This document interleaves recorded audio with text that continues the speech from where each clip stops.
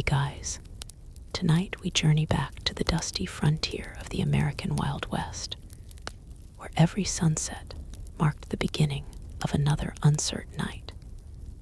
Before you settle in, take a moment to like the video and subscribe, but only if you genuinely enjoy these slow journeys through history. Let me know in the comments where you're listening from and what time it is there. Now, dim the lights, perhaps turn on a fan for a little background breeze, and let's quietly drift into another forgotten chapter of the past. Imagine that the bright romance of the Wild West has already faded with the evening sun. The heroic music is gone. The fearless gunslingers have disappeared into stories that would not become legends for many decades. What remains is something much simpler and much more familiar. Ordinary people trying to find a place to sleep before darkness swallows the landscape.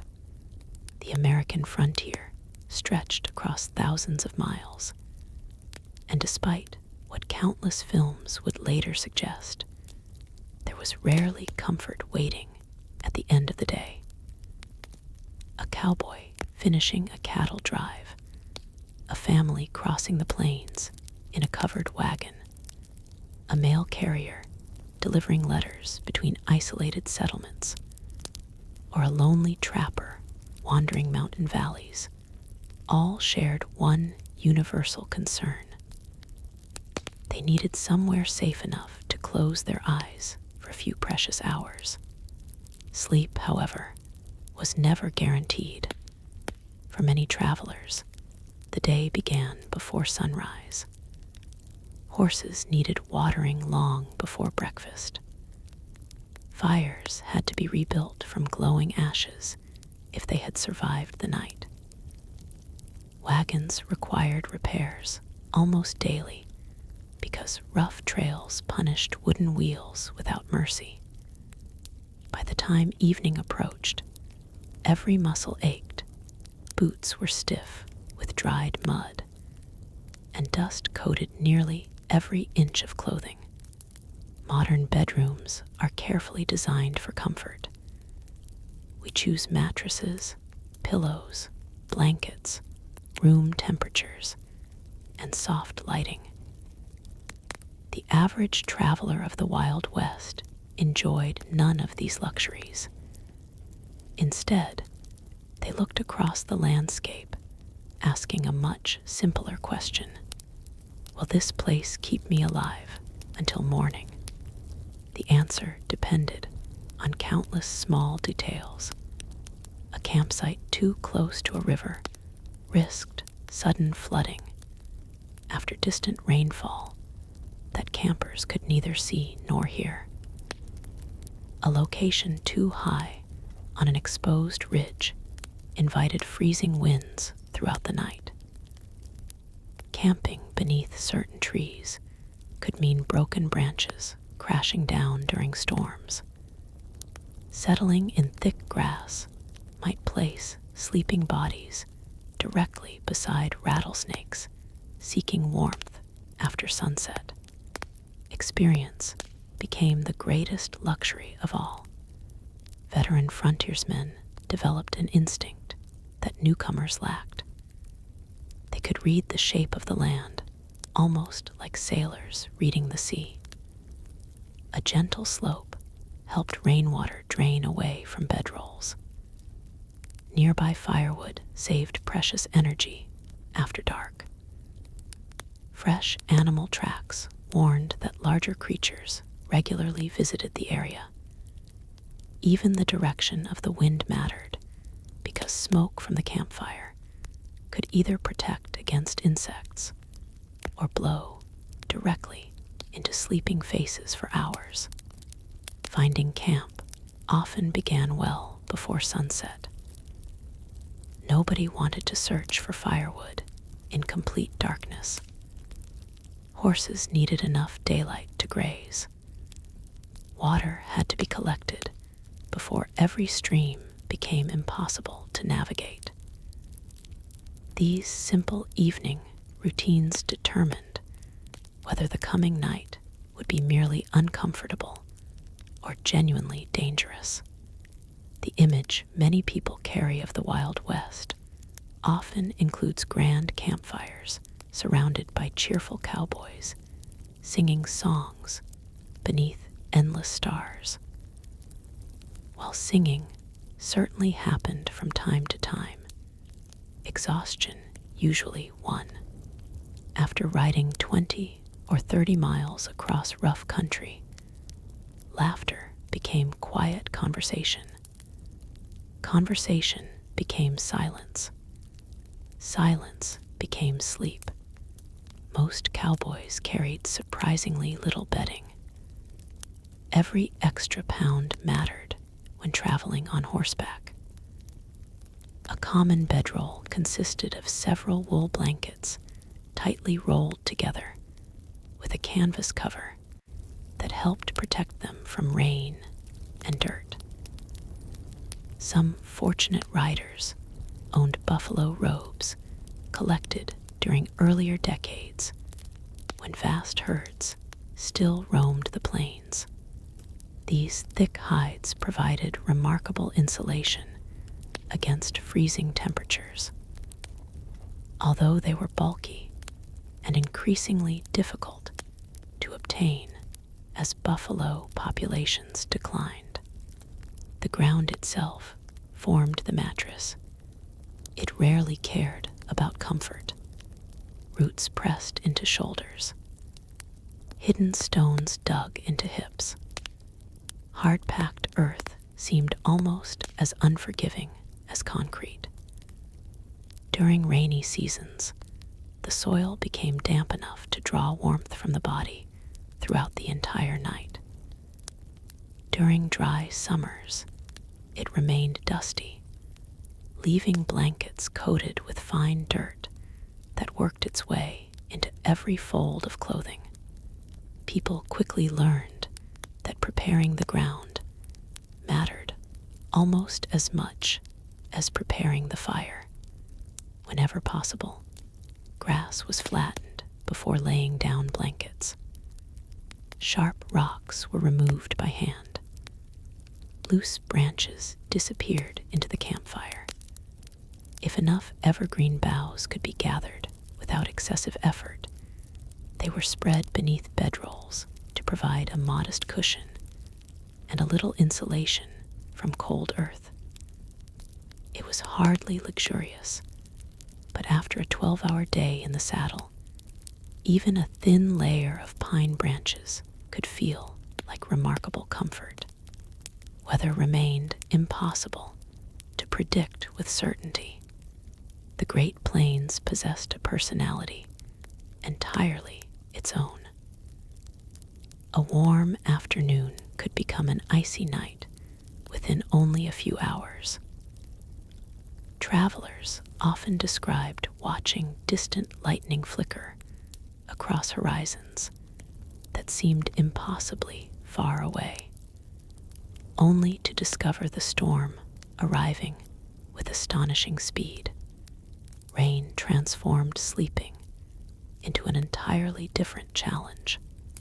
Canvas offered limited protection, but waterproof materials, as we know them today, barely existed.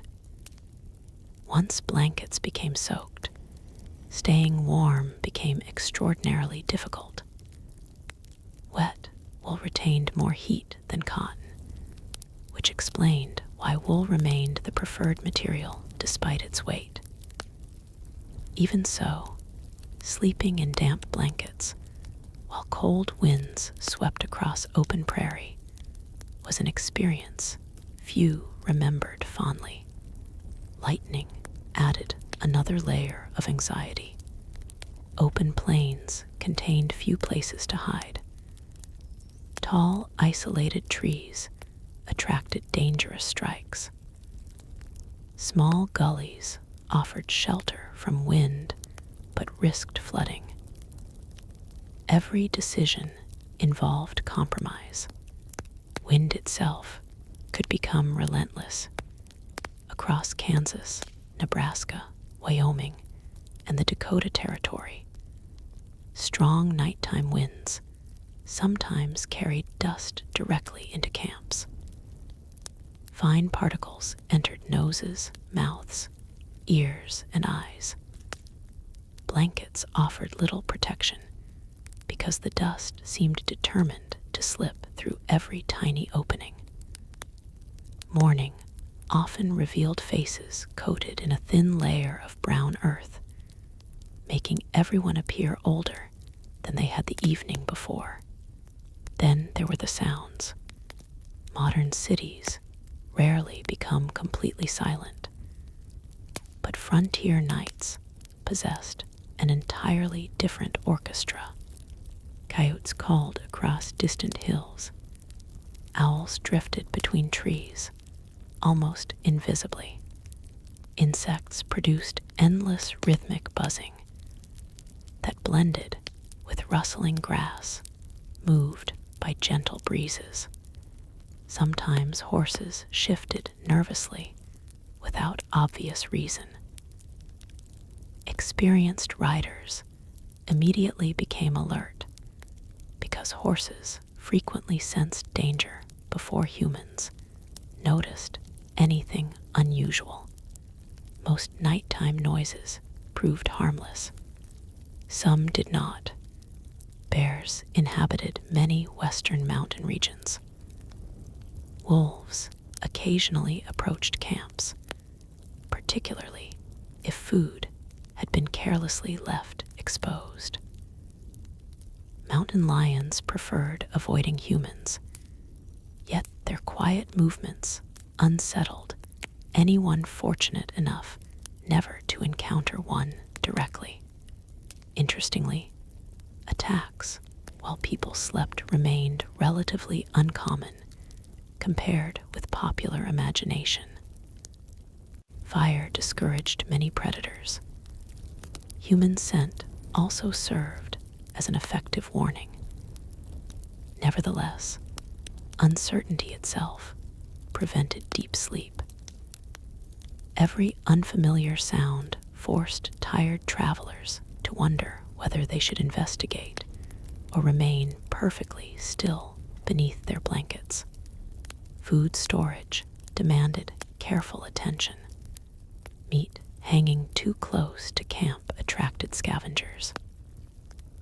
Leftover scraps invited raccoons, foxes, and smaller animals capable of creating remarkable amounts of noise while searching for easy meals. Even mice caused frustration by chewing into food bags during the night. One persistent companion appeared almost everywhere.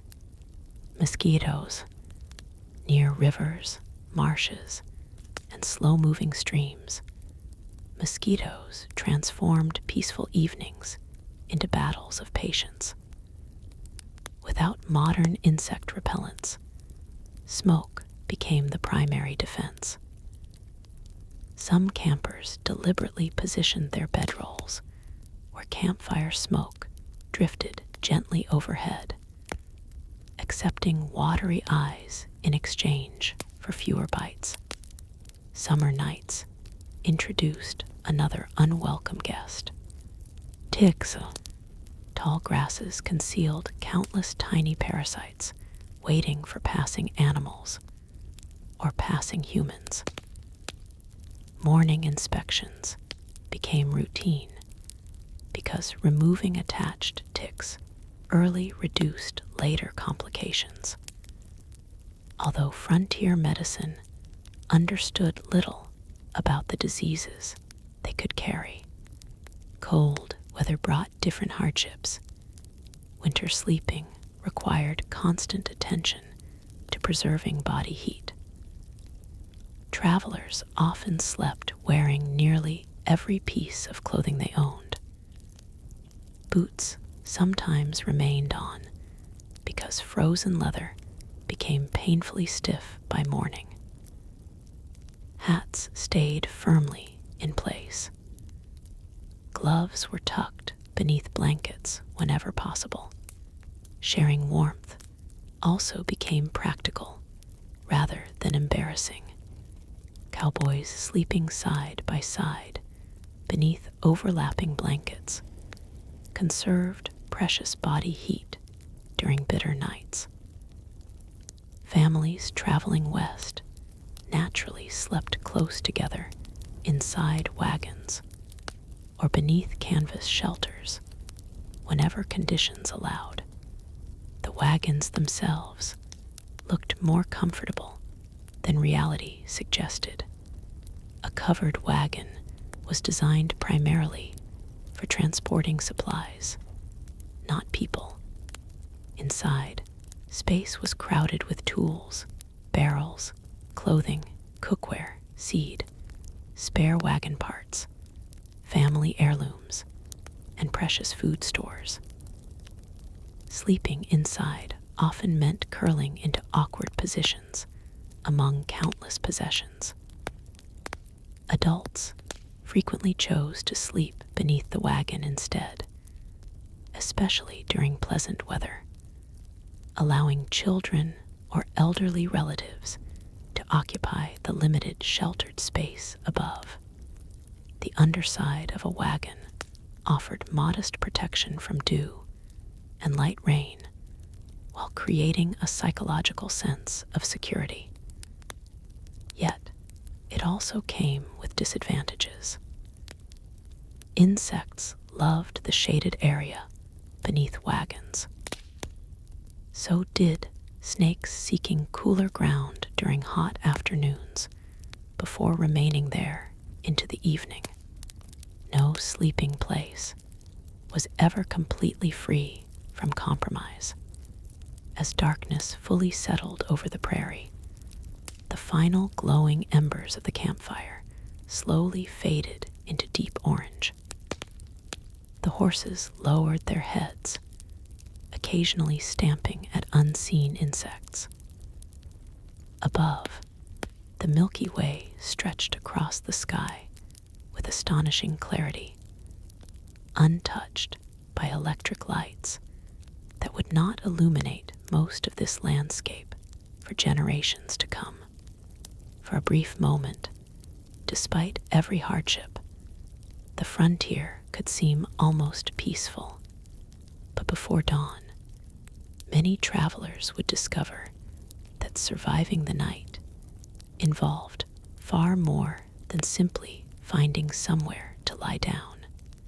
The hours after midnight often became the longest part of the journey, not because people stayed awake by choice, but because true, uninterrupted sleep was surprisingly rare on the frontier. Even after exhaustion finally pulled heavy eyelids shut, something almost always interrupted the rest.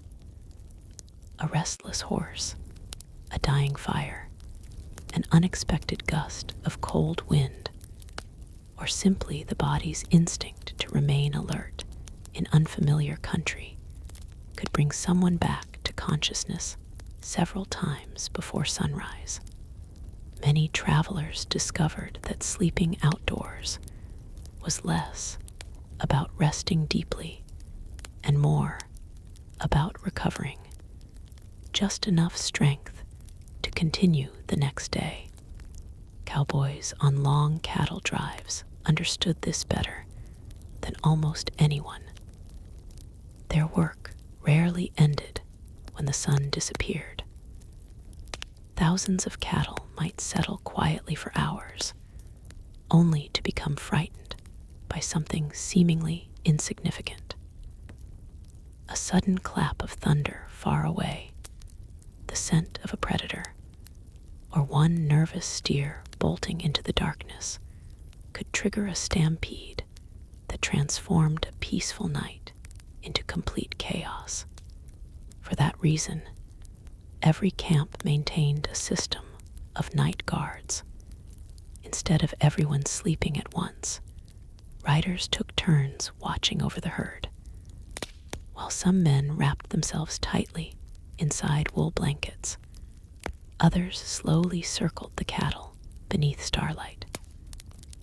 Their horses moved almost silently across the prairie, while soft voices or gentle songs drifted through the darkness. Contrary to many dramatic Western films, these songs were rarely performed for entertainment. They were intended to keep both horse and cattle calm. A familiar human voice reassured nervous animals. Sometimes a rider quietly hummed for hours. Without realizing, he had repeated the same melody dozens of times. Fatigue blurred the passage of time until the eastern horizon finally hinted at dawn. The men coming off watch rarely enjoyed more than a few hours of uninterrupted sleep. Before morning, chores began again. It was a demanding rhythm. Ride all day, guard at night, wake before sunrise, repeat. This routine continued for weeks, sometimes months, while cattle moved hundreds of miles toward distant railheads. Physical exhaustion accumulated gradually rather than dramatically. Diaries from the era occasionally mention people falling asleep almost anywhere once given the opportunity. Sitting against a wagon wheel, leaning beside a fence, or resting beneath the shade of a cottonwood tree for only a few minutes often resulted in an unintended nap. The body accepted sleep whenever it could find it. Comfort had become a luxury instead of a requirement. For settlers traveling west with their families, nighttime responsibilities looked somewhat different, but were no less demanding. Before anyone could think about sleeping, livestock required attention. Oxen, mules, or horses had to be gathered after grazing, watered if possible, and secured well enough to prevent wandering away before dawn. Losing an animal could halt an entire journey. Without healthy draft animals, a heavily loaded wagon became nearly impossible to move. Children helped with smaller tasks. They collected dry sticks for cooking fires, carried water in buckets, or gathered buffalo chips across open prairie where trees were scarce. To modern ears, this may sound unusual, but dried buffalo manure served as one of the primary fuels across the Great Plains. Once thoroughly dried beneath the sun, it burned surprisingly well and produced enough steady heat to cook meals and warm evening camps. The smell lingered, though frontier families rarely complained. Fuel was fuel. One learned not to be overly selective. Cooking itself became a race against fatting daylight. Simple meals dominated the evening table. Salt pork, beans, biscuits, coffee, dried fruit when available, and occasionally fresh game if someone had hunted successfully during the day. Elaborate dinners belonged to permanent homes rather than traveling camps. After eating, cookware needed cleaning immediately. Leaving greasy pots overnight invited unwanted visitors. Even tiny scraps attracted animals capable of causing enormous inconvenience. Raccoons proved remarkably clever. They investigated nearly everything left unattended. Foxes occasionally slipped close enough to steal food. Skunks wandered into camps with little concern for human company, and everyone understood the unpleasant consequences of startling one in darkness. Then there were the insects, not merely mosquitoes, but flies that seemed determined to remain active until the very last trace of daylight disappeared. Fleas occasionally found their way into blankets carried on horseback for weeks without thorough washing. Lice were an unfortunate reality for many people living under difficult conditions for extended periods. Personal hygiene became challenging during long journeys. Water was precious. When a clear stream appeared, travelers eagerly washed faces, hands, and clothing. Yet, in dry country, every bucket had competing priorities. Animals needed drinking water. Meals required cooking water. People themselves often settled for wiping away dust with a damp cloth rather than enjoying a proper wash. After several weeks on the trail, clothing stiffened with sweat, dirt, smoke, and constant use. Boots perhaps suffered most. Leather absorbed moisture during rainy days before drying beneath intense afternoon sun. Soles gradually wore thinner against rocky ground. Blisters became familiar companions. Removing boots at night felt wonderful. Putting them back on in the morning sometimes felt dreadful. Feet swelled after long hours of walking beside wagons or riding horseback. Damp socks rarely dried completely. Small cuts accumulated until nearly everyone accepted some level of discomfort as simply part of frontier life. Medical treatment remained limited. A blister today might become an infection tomorrow. A twisted ankle could delay an entire wagon train. Even something as ordinary as a splinter carried greater significance than most people would imagine today, because sleep was never completely secure. Many people developed remarkably light sleeping habits. A parent awakened instantly at the sound of a crying child.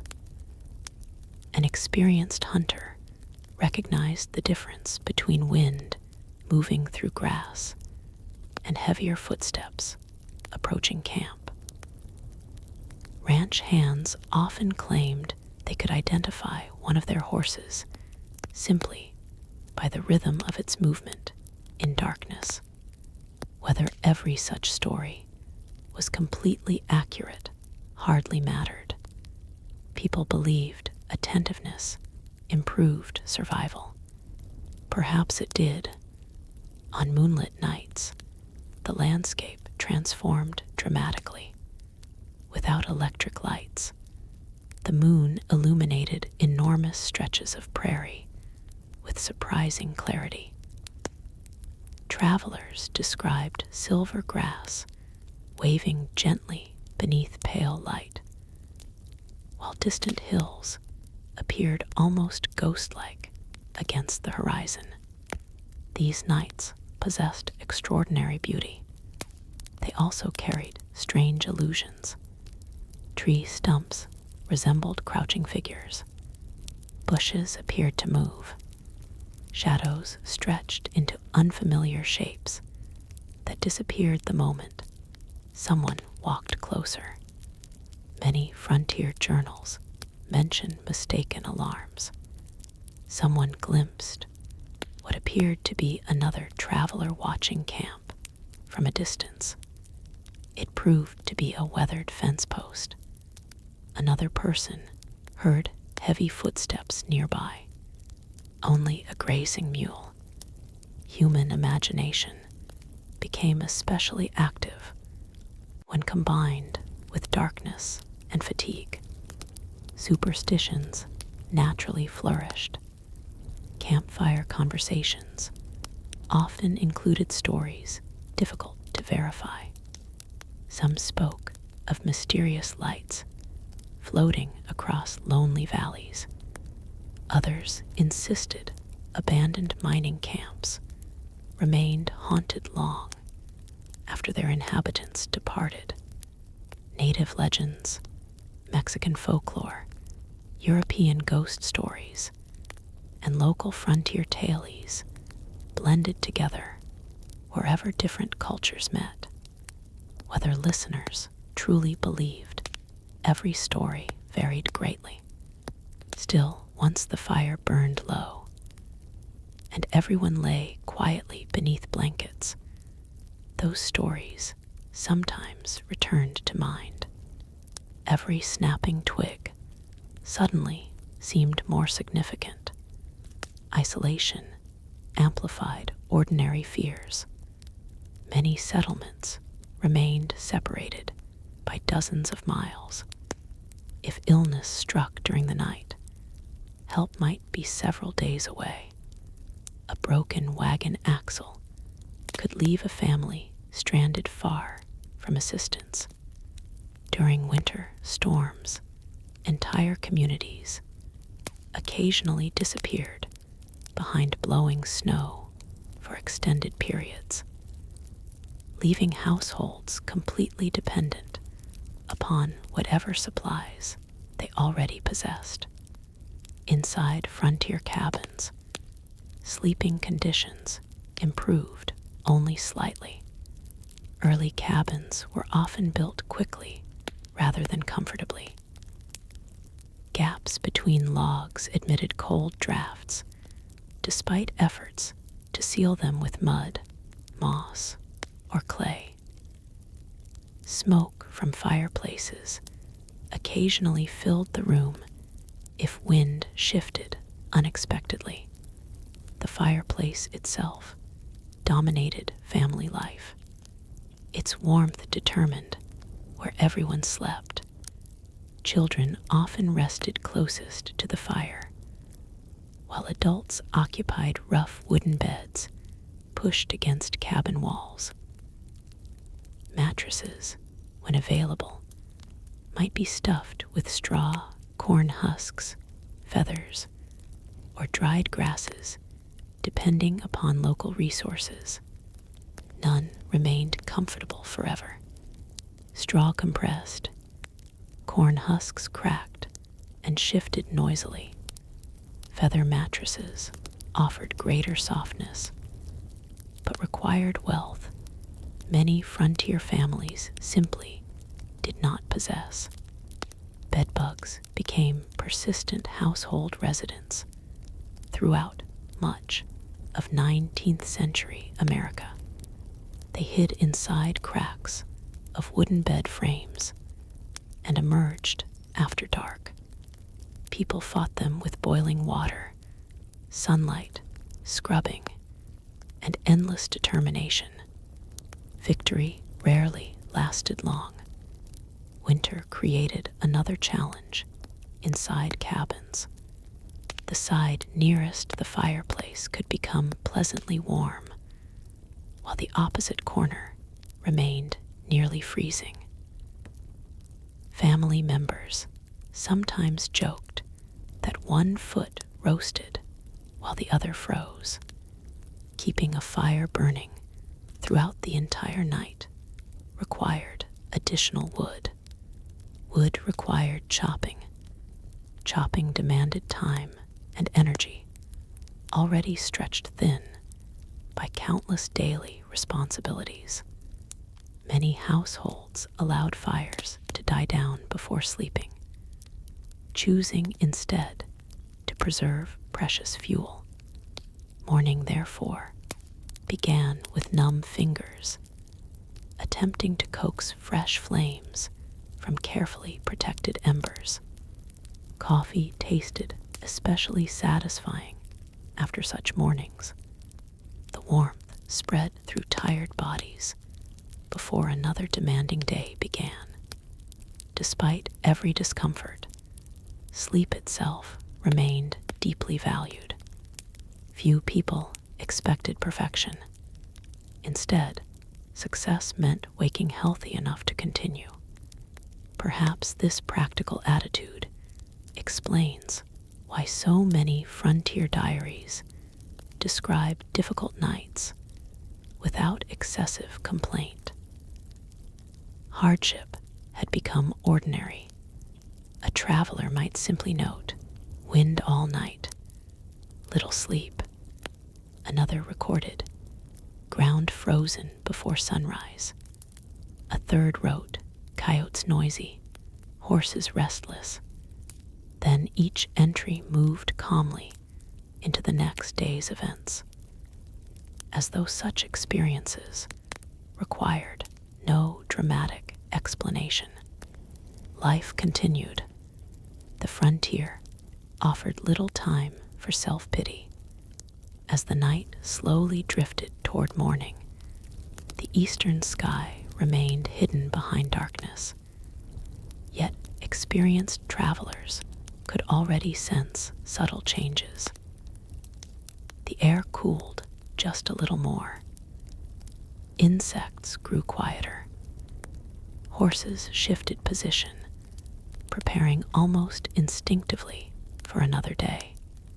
Within another hour, the camp would begin stirring once again. Not because anyone felt fully rested, but because survival on the American frontier rewarded those who greeted the dawn before the sun itself appeared over the endless horizon. Long before the first rays of sunlight touched the prairie, the frontier was already waking. Morning rarely arrived with the dramatic brilliance often shown in paintings. Instead, darkness slowly loosened its grip.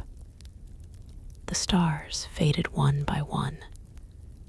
The eastern horizon turned from black to deep blue, then to a quiet shade of gray that gently revealed the outlines of wagons, horses, and sleeping figures wrapped tightly beneath blankets damp with dew.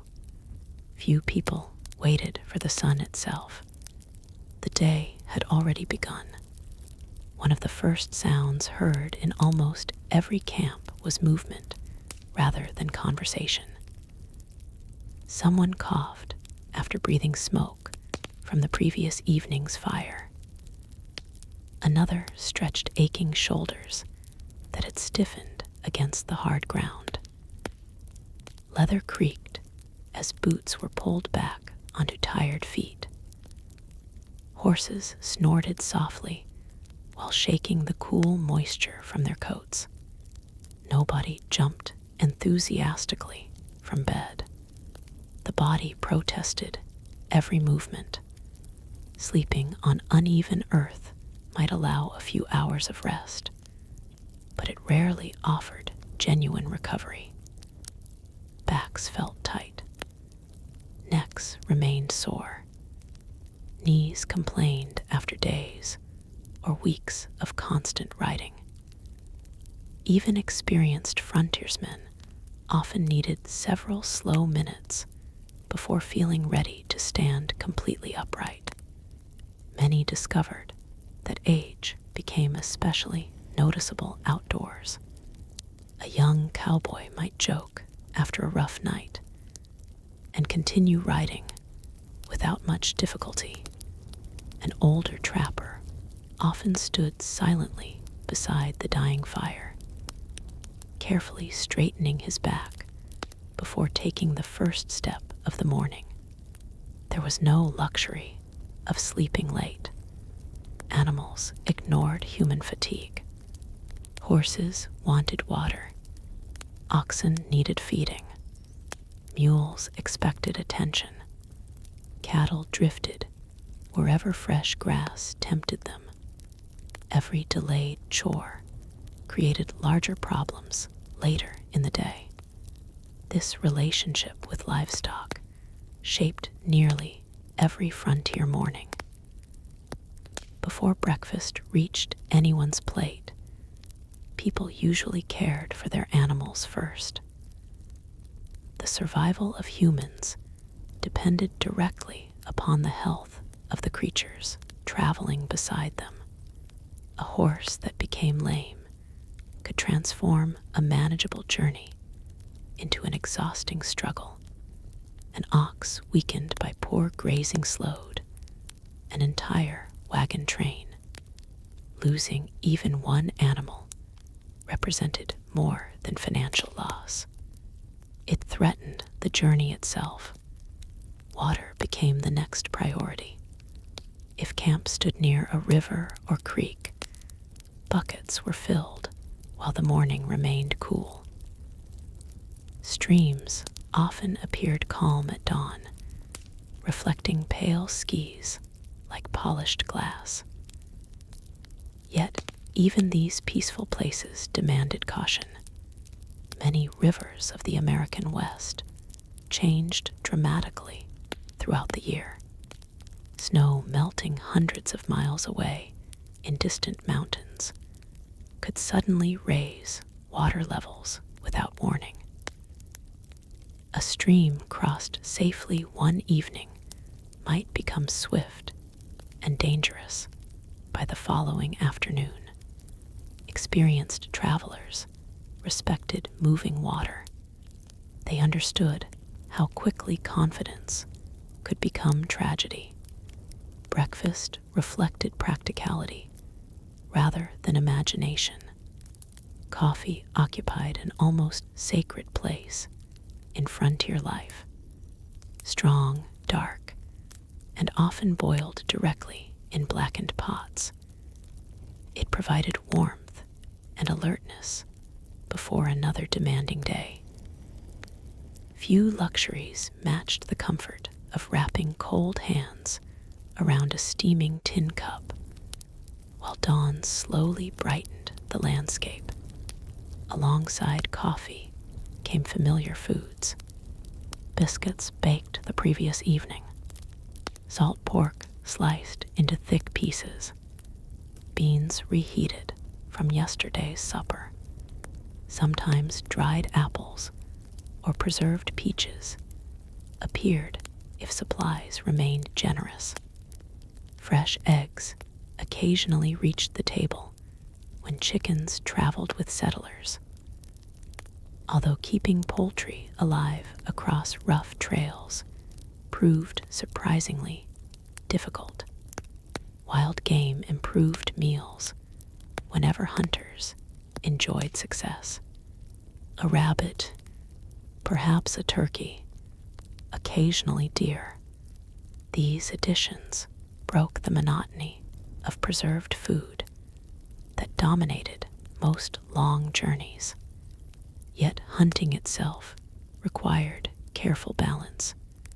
Every hour spent searching for game delayed progress toward the destination. Time mattered, especially before winter. Families crossing the continent understood that reaching their new homes before heavy snowfall could determine whether they survived the first year. After breakfast, another familiar routine unfolded. Blankets needed airing. This simple task served several purposes. Morning sunshine helped dry moisture collected overnight from dew or human breath. It also discouraged mildew and reduced unpleasant odors that naturally developed after weeks of continuous use. Whenever weather permitted, blankets were spread across wagon rails, bushes, or low tree branches. While camp preparations continued, clean bedding remained almost impossible. Dry bedding represented success. Personal appearance received surprisingly little attention compared with with modern expectations.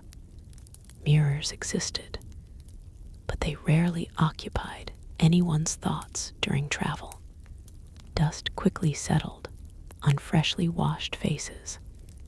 Hair escaped beneath hats within minutes. Hands became rough from rope, leather, wood, and constant labor. Looking respectable mattered far less than remaining healthy. Still, small efforts continued. Men trimmed beards when razors allowed. Women carefully brushed long hair despite limited time. Children washed faces before breakfast, whenever enough water could be spared. These ordinary rituals preserved a sense of normal life amid extraordinary circumstances. Even on the frontier, dignity remained important. Packing camp required remarkable organization. Every object possessed its designated place inside a wagon. Cooking pots, axes, rifles, flour barrels, spare clothing, medicine chests, family Bibles, letters from relatives left behind. Nothing could simply be thrown inside carelessly. Weight needed careful distribution. A poorly balanced wagon placed enormous strain upon wooden wheels and axles already enduring punishing roads. Packing therefore became almost an art. Veteran emigrants often completed the entire process with practiced efficiency, while newcomers struggled to remember where yesterday's supplies had been stored. Once everything was secured, the camp itself slowly disappeared. Ashes from the fire were scattered. Loose equipment checked one final time. Animals harnessed. Children counted. Only faint wheel tracks and flattened grass remained to show that dozens of people had spent the night there. By mid-morning, the landscape appeared almost untouched once again. This constant movement shaped frontier sleep in ways many people overlook. Modern bedrooms remain familiar night after night. Frontier travelers rarely enjoyed such consistency.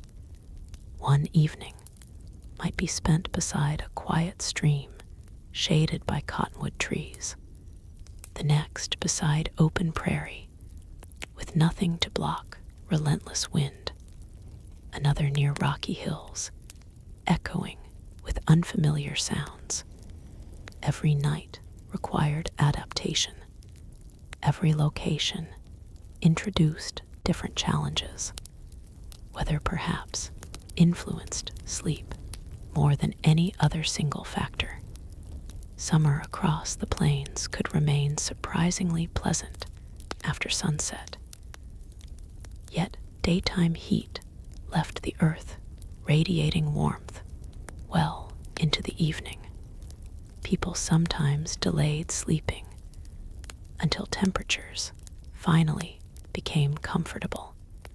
Children often watched fireflies dancing through tall grass, while adults quietly discussed the following day's route. The peaceful image, however, concealed persistent discomfort. Sweat-soaked clothing attracted insects. Dust clung to damp skin. Water supplies occasionally grew warm beneath the afternoon sun, offering little refreshment.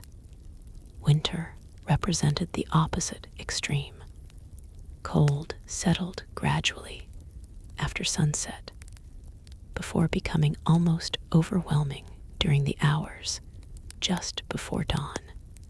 This period, known today by meteorologists as the coldest part of the daily cycle, challenged frontier travelers relentlessly. Breath froze upon blankets. Ice formed inside water buckets. Metal tools burned bare fingers with bitter cold. Those sleeping outdoors sometimes awakened to discover a thin layer of frost covering hats, coats, and even beards. Starting the morning fire under such conditions demanded patience. Dry tinder became priceless.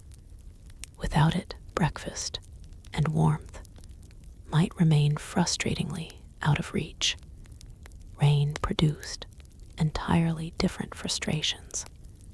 Unlike modern waterproof camping equipment, 19th century canvas absorbed moisture over time, a steady drizzle lasting several hours, eventually soaked through many coverings. Blankets became heavier. Clothing remained damp. Leather belts, saddles, and boots required careful drying to prevent cracking or mold. Travelers often described rainy mornings as feeling twice as exhausting despite sleeping the same number of hours. Everything weighed more. Everything moved slower. Everything seemed colder. Strong prairie winds sometimes arrived without rain at all. They simply refused to stop.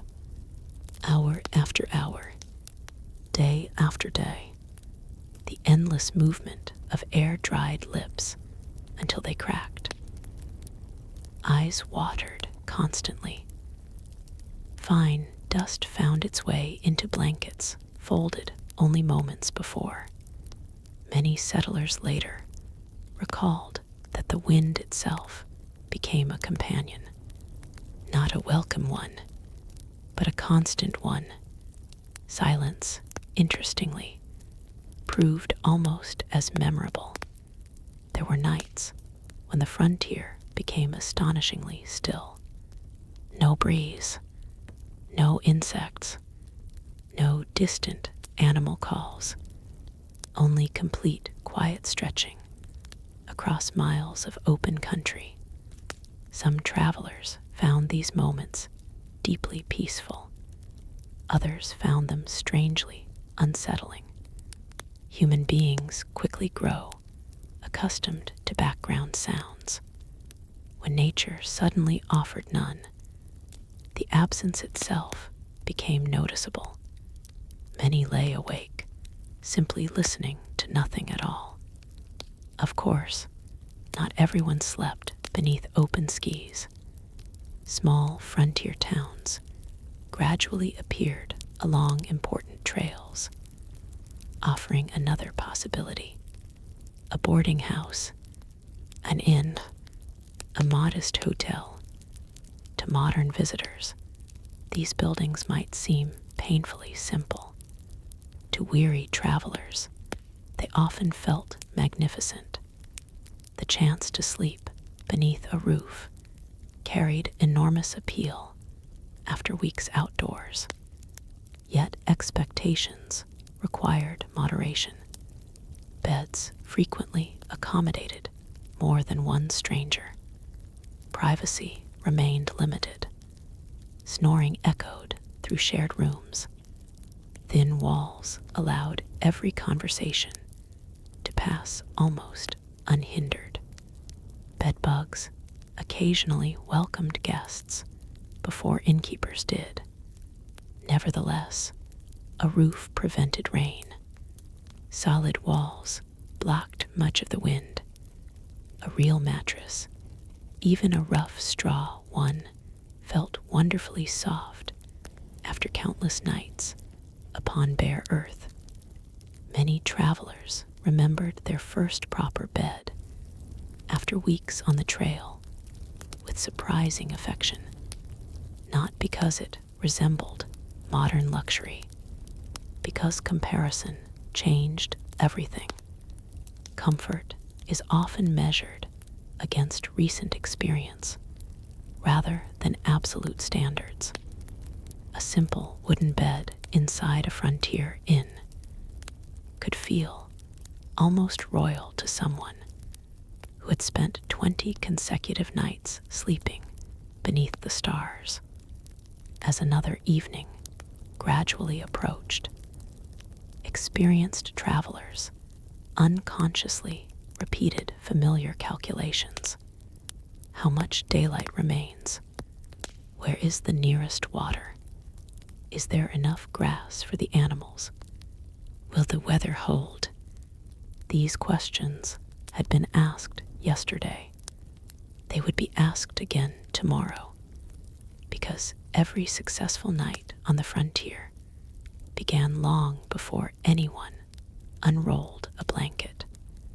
The search for sleep started with the search for wisdom, patience, and a place where the land itself offered the smallest promise of safety before darkness quietly settled over the American West once more. As one evening gave way to the next, another reality of the Wild West slowly revealed itself.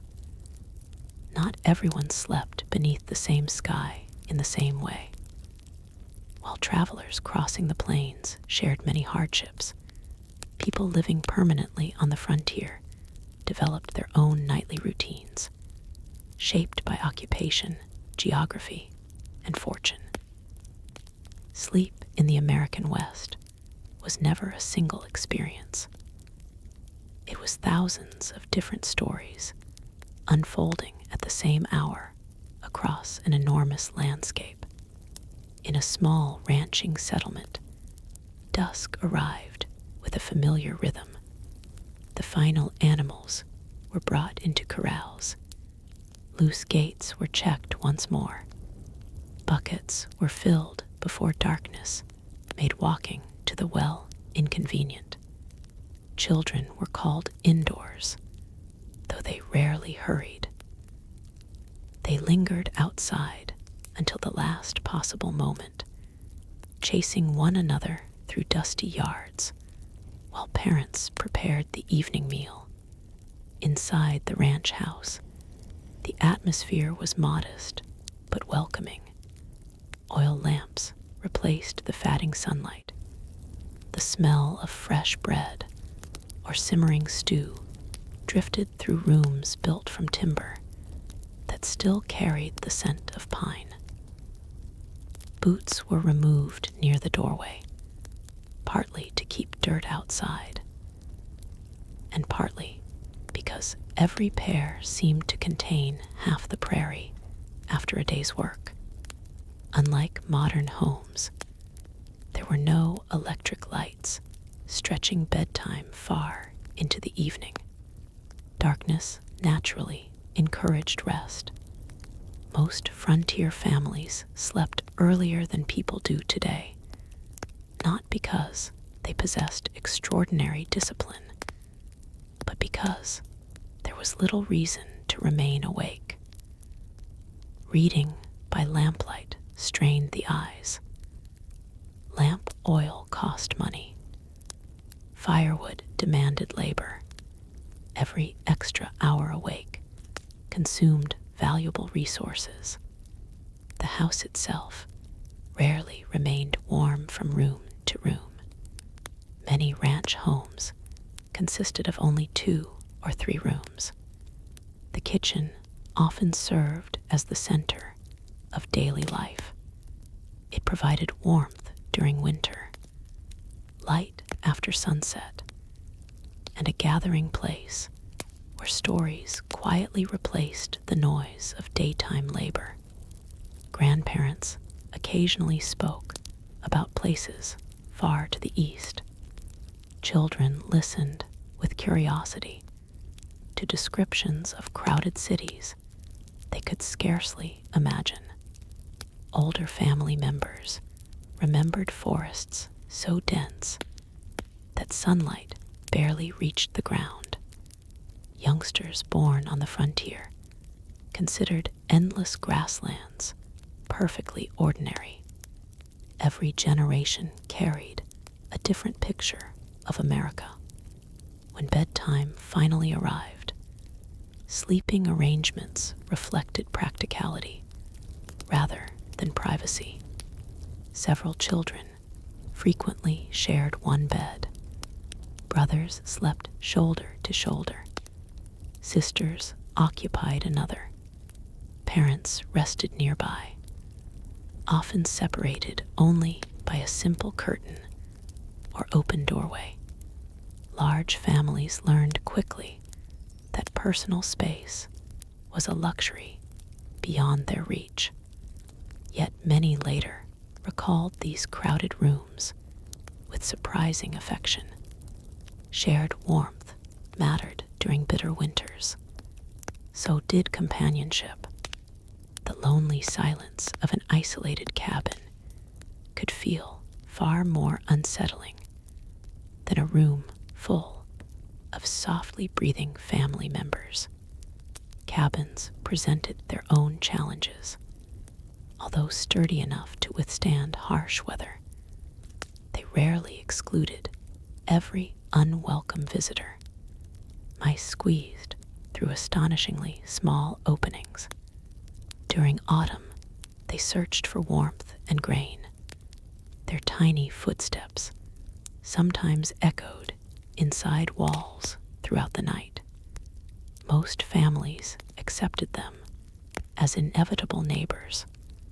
Cats earned their keep not through affection alone, but through constant vigilance. A capable barn cat could protect precious food supplies far more effectively than elaborate storage methods. Spiders also occupied nearly every frontier home. Unlike modern households, where many people instinctively removed them, frontier residents often tolerated harmless spiders because they consumed flies and other troublesome insects. Nature, in many respects, remained part of everyday domestic life. Perfect separation between indoors and outdoors simply did not exist. Meanwhile, hundreds of miles away in booming mining camps, bedtime looked entirely different. Mining towns often sprang into existence almost overnight after the discovery of gold, silver, or copper. Thousands of hopeful fortune seekers arrived carrying dreams much larger than their luggage. Housing struggled to keep pace. Some miners rented narrow wooden bunks inside crowded boarding houses. Others continued sleeping in canvas tents for months. Noise rarely disappeared. Someone always arrived late from a nearby saloon. Another prepared to leave before dawn for an early shift underground. Boots struck wooden floors. Doors opened and closed repeatedly. Arguments occasionally drifted through thin walls before fading into laughter. Sleep became something people grabbed whenever opportunity allowed. Privacy remained almost non-existent. In certain boarding houses, beds operated in shifts. A miner finishing a night shift climbed into a mattress, only recently vacated by someone beginning work. To modern readers, this arrangement may sound extraordinary, yet crowded mining communities often left little alternative. The bed itself became part of a 24-hour schedule. One occupant replaced another with remarkable efficiency. Clean sheets were uncommon. The mattress simply continued, serving its next exhausted owner. The air inside such buildings could become remarkably unpleasant. Coal smoke, sweat, wet wool, cooking odors, tobacco, all mingled together until newcomers barely noticed after several days. Ventilation remained limited during winter because opening windows allowed precious warmth to escape. Yet, despite these conditions, many miners described boarding houses as improvements over sleeping outdoors. Even a crowded room offered shelter from snowstorms and mountain winds. The same could not always be said for professional hunters and trappers. Their work often carried them into landscapes where permanent shelter scarcely existed. Mountain men sometimes spent weeks without seeing another person. Their camps reflected experience accumulated over years rather than comfort purchased with money. A skilled trapper carefully selected natural advantages. A rocky cliff might block prevailing winds. Dense evergreen trees reduced snowfall beneath their branches.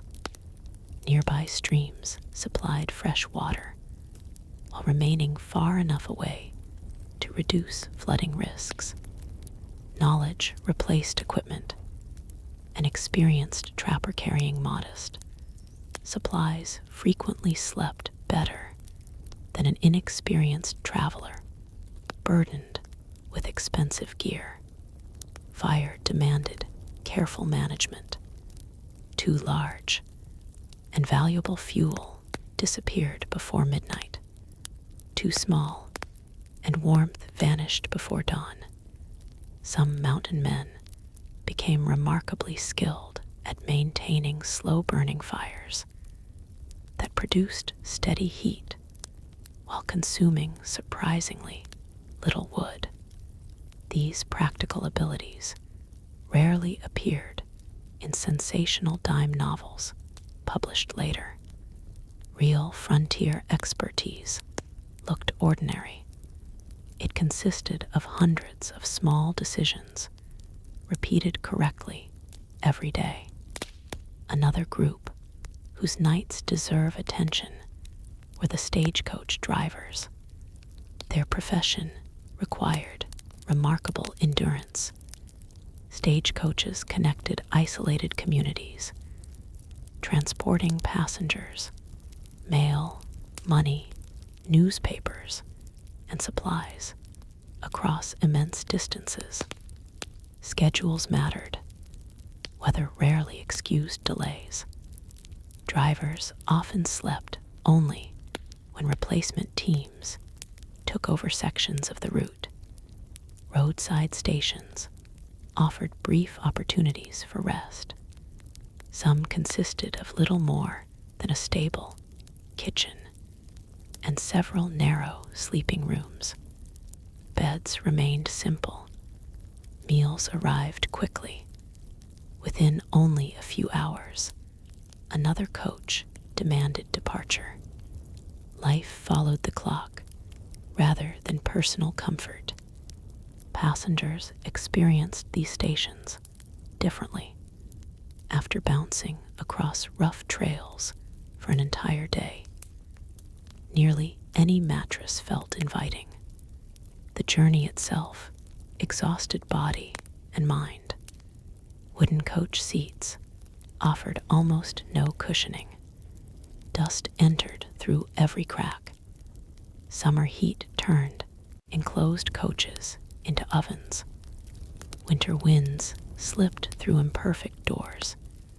Despite heavy blankets wrapped tightly around travelers, many passengers attempted sleeping while the coach remained in motion. Few succeeded for long. Every rut in the road interrupted whatever dreams had begun. When nighttime finally brought a stationary bed, even the sound of strangers snoring seemed preferable to another hour inside the coach. Doctors traveling the frontier knew another form of interrupted sleep. Medical emergencies respected no schedule. A rider might arrive after midnight, pounding urgently upon a cabin door. Someone had fallen beneath a wagon. A child burned with fever. A ranch hand suffered a gunshot wound during an accident. Without hesitation, the physician gathered medical instruments, saddled a horse, and disappeared into darkness, carrying only a lantern to guide the way. Many frontier doctors spent more nights riding than sleeping. The profession demanded sacrifice beyond ordinary expectation. Teachers living in isolated communities experienced quieter evenings. Their small schoolhouses sometimes doubled as temporary living quarters. One-room buildings heated by iron stoves became classrooms during daylight and modest homes after sunset. The teacher corrected lessons beneath lamplight before preparing simple meals alone. Silence filled these evenings. Unlike crowded ranches or bustling mining camps, loneliness became the greatest challenge. Letters from distant family members were treasured possessions. Each one shortened the emotional distance, separating frontier life from the homes left behind years earlier. Not every sleepless night resulted from physical discomfort. Homesickness quietly accompanied thousands of settlers. Some lay awake, remembering familiar rivers in Ohio. Others recalled stone villages in Germany. Irish immigrants missed green hills softened by Atlantic rain. Scandinavian families thought of snowy forests thousands of miles away. The frontier promised opportunity, but opportunity often arrived hand in hand with longing. The vast landscape offered freedom. It also reminded people how far they had traveled. As darkness deepened across ranches, mining camps, isolated cabins, and lonely trails, countless different lives settled into whatever version of sleep their circumstances allowed. Some drifted peacefully into dreams.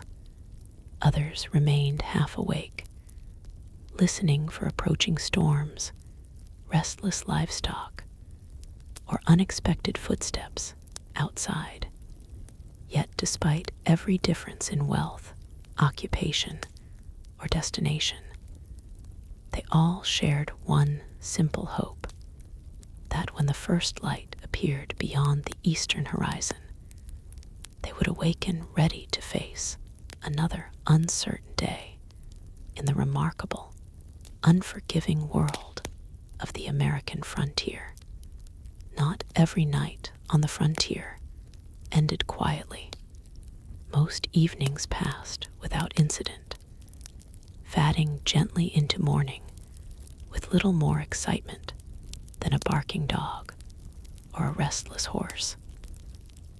Yet the American West possessed an unpredictable character. A single unexpected event could transform an ordinary campsite into a place remembered for the rest of someone's life. One of the greatest nighttime fears was not an outlaw, nor a wild animal. It was fire. Today, a house fire is frightening enough. On the 19th century frontier, where nearly every building was constructed from dry timber and illuminated by open flames.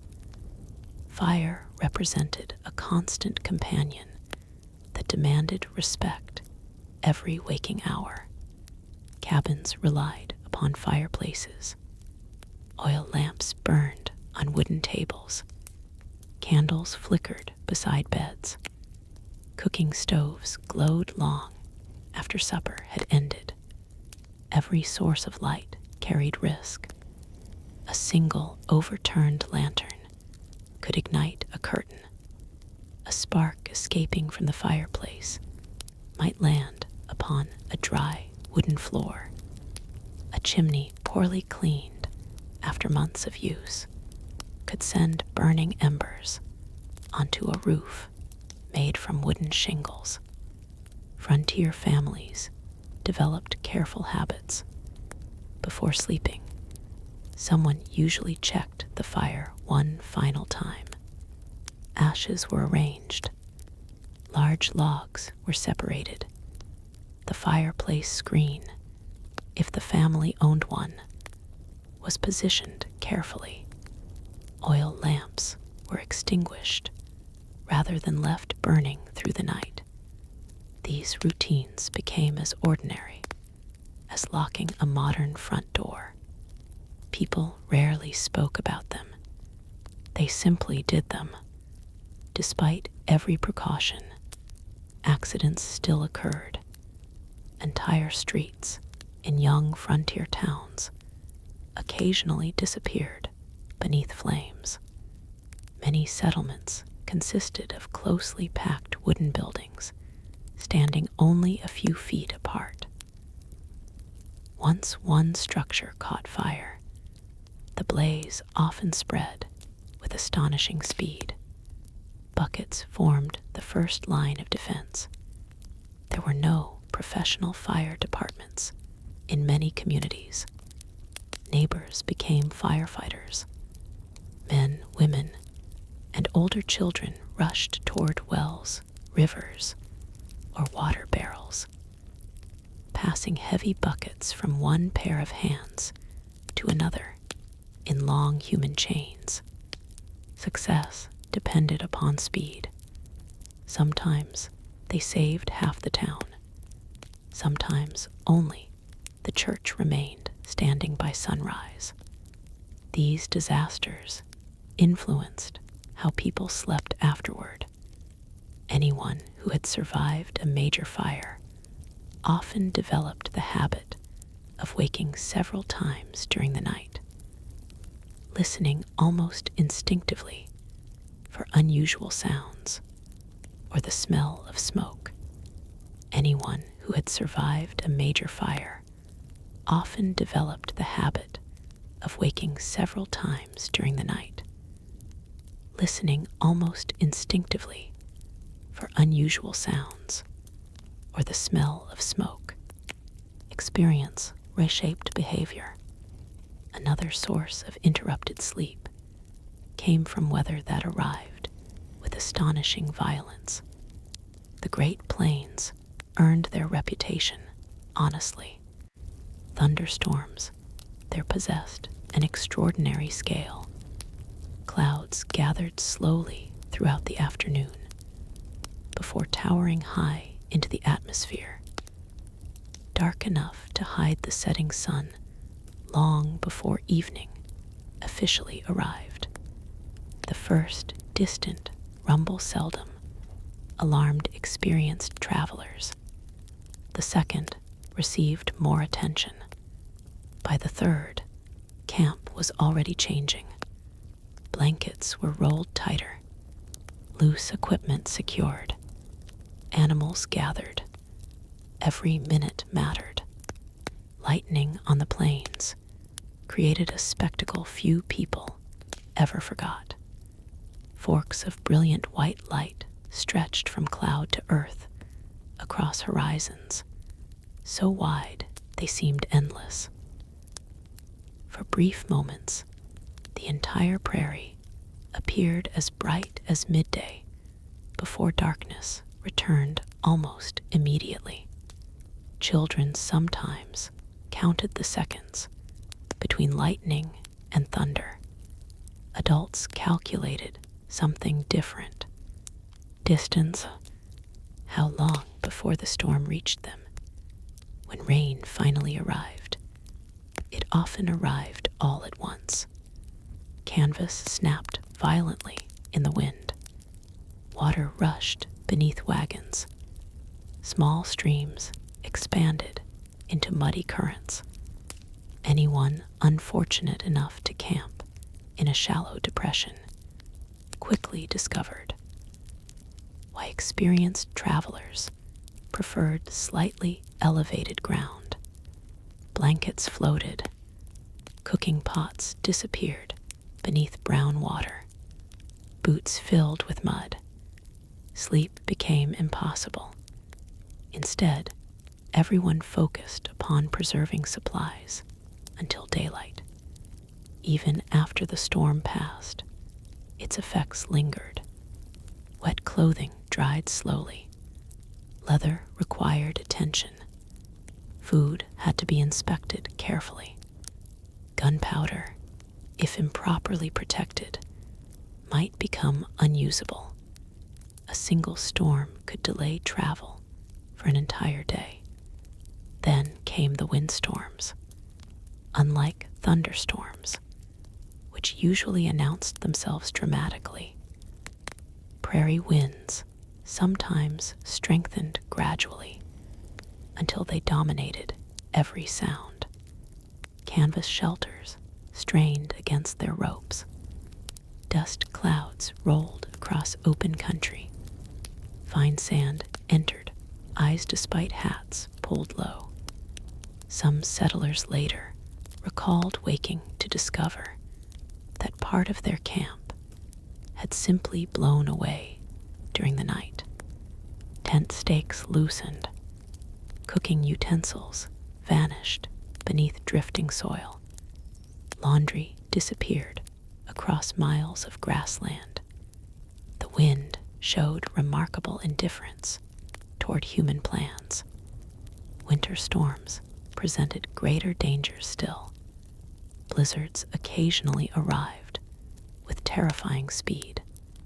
Snow reduced visibility until people struggled to recognize companions standing only a few yards away. Travel simply stopped. Those caught outdoors searched desperately for shelter. A grove of trees, a rocky hillside, an abandoned cabin, anything capable of breaking the relentless wind. Inside isolated homes, families prepared as best they could. Firewood was brought indoors before darkness, water buckets filled, livestock secured, extra blankets spread across beds. Once the storm arrived, doors sometimes refused to open because snow accumulated against them faster than anyone could clear it away. The outside world disappeared. Silence returned only after the wind finally exhausted itself. Morning revealed transformed landscapes. Fences vanished beneath drifts. Barn roofs carried enormous weight. Footpaths disappeared completely. The familiar world seemed strangely unfamiliar.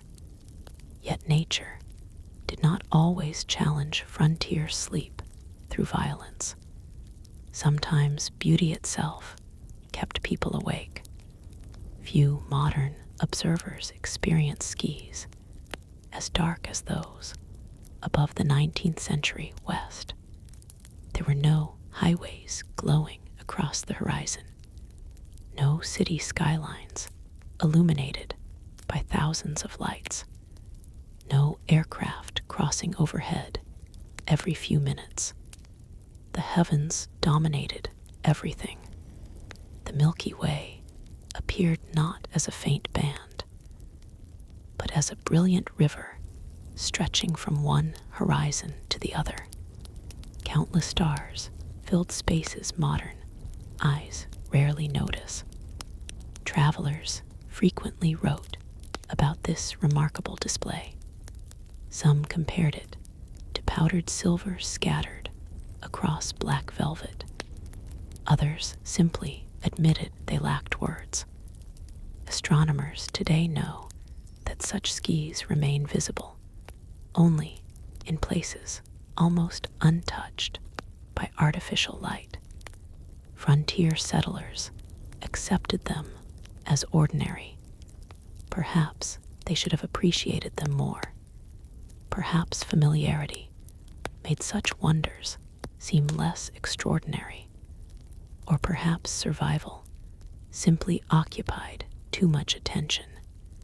After all, beautiful stars offered little comfort if tomorrow's water source remained uncertain. Moonlight played its own curious role. A bright full moon extended working hours naturally. Farmers harvested later into the evening. Travelers occasionally continued along familiar trails rather than stopping early. Hunters found it easier to navigate open country. Yet moonlight also cast powerful shadows. Trees stretched across the ground in strange shapes. Rock formations appeared almost alive. Human vision, remarkable though it is, struggles to interpret unfamiliar scenes in partial darkness. Many perfectly ordinary objects became surprisingly mysterious after midnight.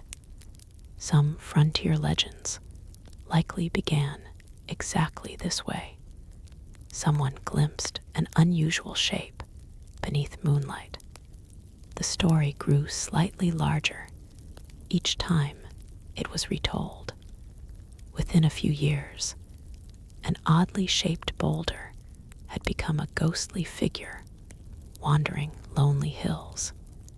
Storytelling itself formed an essential part of evening life. Before bedtime, families gathered around fireplaces. Cowboys relaxed beside campfires. Passengers at stage stations exchanged tales with strangers they would probably never meet again. Some stories entertained, others instructed. Experienced travelers often shared practical lessons disguised as memorable anecdotes. A humorous account about forgetting to secure food might quietly teach younger listeners how to avoid attracting bears. A dramatic tale involving floodwaters reminded newcomers never to camp inside dry riverbeds. Entertainment and education blended naturally. Long before printed guidebooks became common, knowledge traveled from voice to voice. Children especially absorbed these lessons. They learned which plants irritated skin, which clouds suggested changing weather, which animal tracks deserved caution. By bedtime, their imaginations carried both wonder and wisdom beneath the blankets. Occasionally, sleep was interrupted not by danger, but by celebration.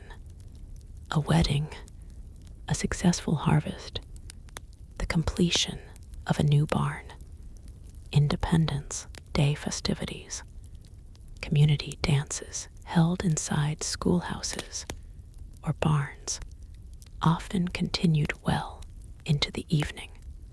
Fiddles played familiar tunes. Boots stamped across wooden floors. Laughter echoed through settlements otherwise accustomed to quiet nights. For isolated frontier communities, such gatherings offered precious opportunities to strengthen friendships and ease the loneliness of distant living. Returning home afterward beneath clear starlight became a memory many cherished long after the hardships themselves had faded.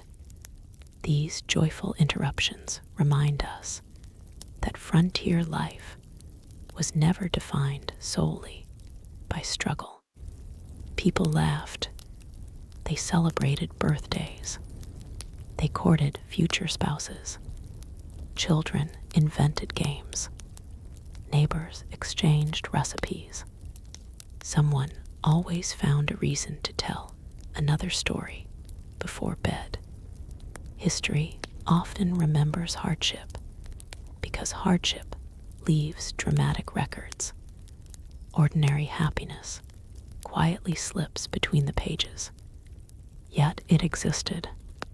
As another peaceful evening settled over the American West, fires burned gently outside cabins. Cattle rested upon open ranges. Stagecoaches stood motionless beside relay stations. And tired travelers wrapped themselves once more inside worn wool blankets. None of them knew exactly what tomorrow would bring, but like the countless nights before, they closed their eyes, trusting that a few precious hours of sleep would provide enough strength to greet another sunrise beyond the wide and restless frontier. By the middle decades of the 19th century, the American frontier was changing almost as quickly as the people trying to cross it. Trails that had once seen only a handful of wagons each month gradually filled with emigrant families, freight haulers, mail coaches, soldiers, traders, missionaries, and fortune seekers. Every one of them eventually faced the same quiet question as daylight faded. Where will we sleep tonight? The answer increasingly depended upon the routes they followed. Some trails became famous not because they were comfortable, but because thousands of weary travelers shared the same hardships there. Night after night, camps appeared beside familiar rivers, springs, and patches of grass, where earlier travelers had already discovered dependable water and grazing. These temporary campsites developed personalities of their own. One might be remembered for its clean spring, another for the mosquitoes, a third for the unusually soft ground beneath scattered cottonwood trees. People exchanged recommendations, much as modern travelers discuss reliable hotels. If you reach the creek before sunset, camp there. Avoid the marsh farther west. The bluff offers shelter when the wind turns cold. Simple advice often carried tremendous value.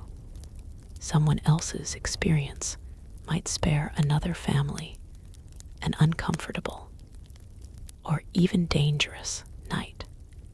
Yet popularity created new problems. Imagine arriving at a favorite camping place after traveling 20 exhausting miles, only to discover dozens of wagons already occupying every level patch of ground. This happened frequently during the busiest migration seasons. Families squeezed into surprisingly small spaces. Campfires dotted the landscape like scattered stars. Children played together despite having met only hours earlier. Livestock grazed wherever grass remained. For one evening, strangers formed temporary neighborhoods before separating forever the next morning. These brief communities possessed unwritten rules. Water sources were shared respectfully, Animals were watched carefully. People generally avoided unnecessary conflict because tomorrow everyone still needed the same road. Disagreements certainly occurred. An ox wandering into another family's supplies, a horse breaking loose during the night, someone cutting too much firewood from an area already picked clean. Most arguments ended quickly. The frontier encouraged cooperation more often than pride.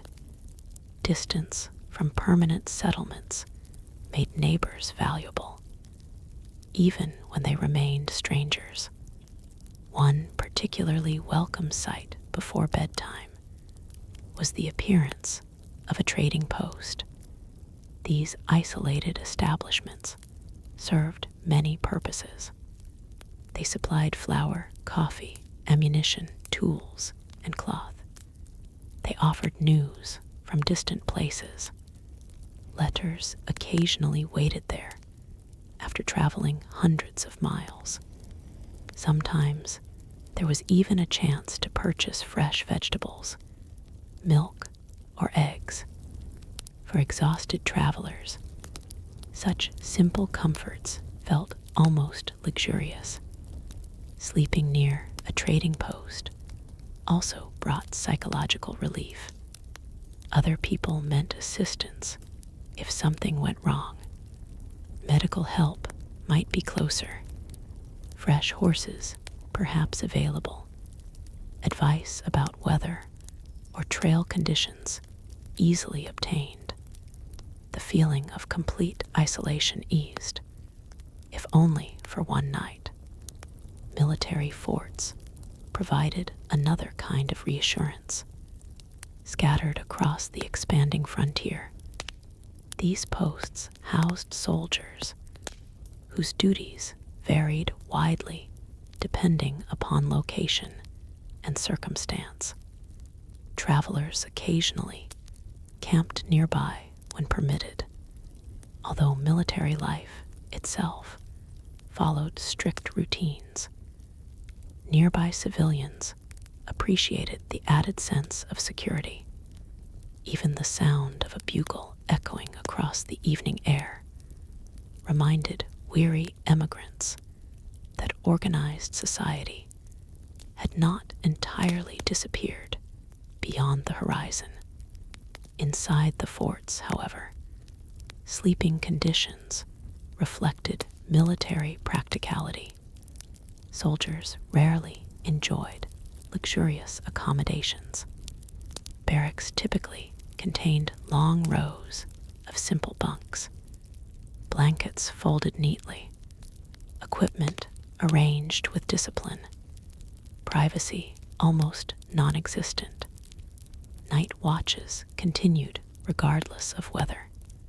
Someone always remained awake, while others rested. Military sleep followed schedules rather than personal preference. Reveille before dawn ensured everyone rose together. For young recruits accustomed to comfortable homes in the East, those first weeks often proved surprisingly difficult. Hard mattresses, shared rooms, constant routines.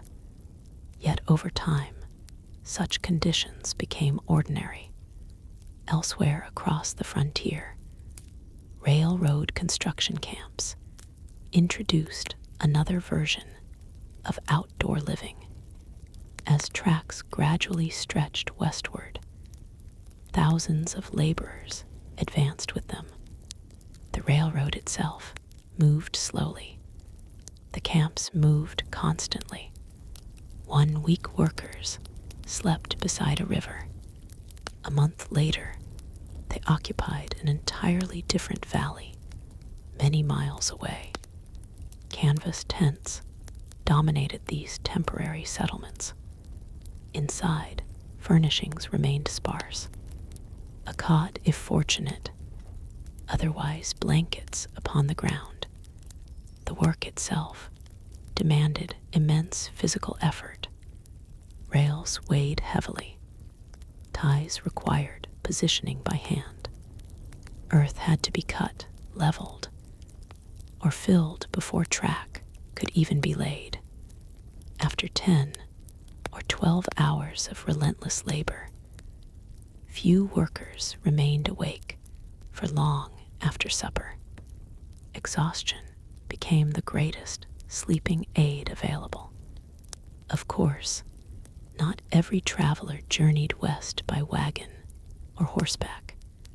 Some crossed rivers aboard steamboats, where sleeping introduced an entirely different set of experiences. Compared with camping outdoors, a steamboat cabin appeared remarkably civilized. There was a roof overhead, a proper bed, protection from rain, yet comfort remained relative. Engines thumped continuously. Wooden hulls vibrated day and night.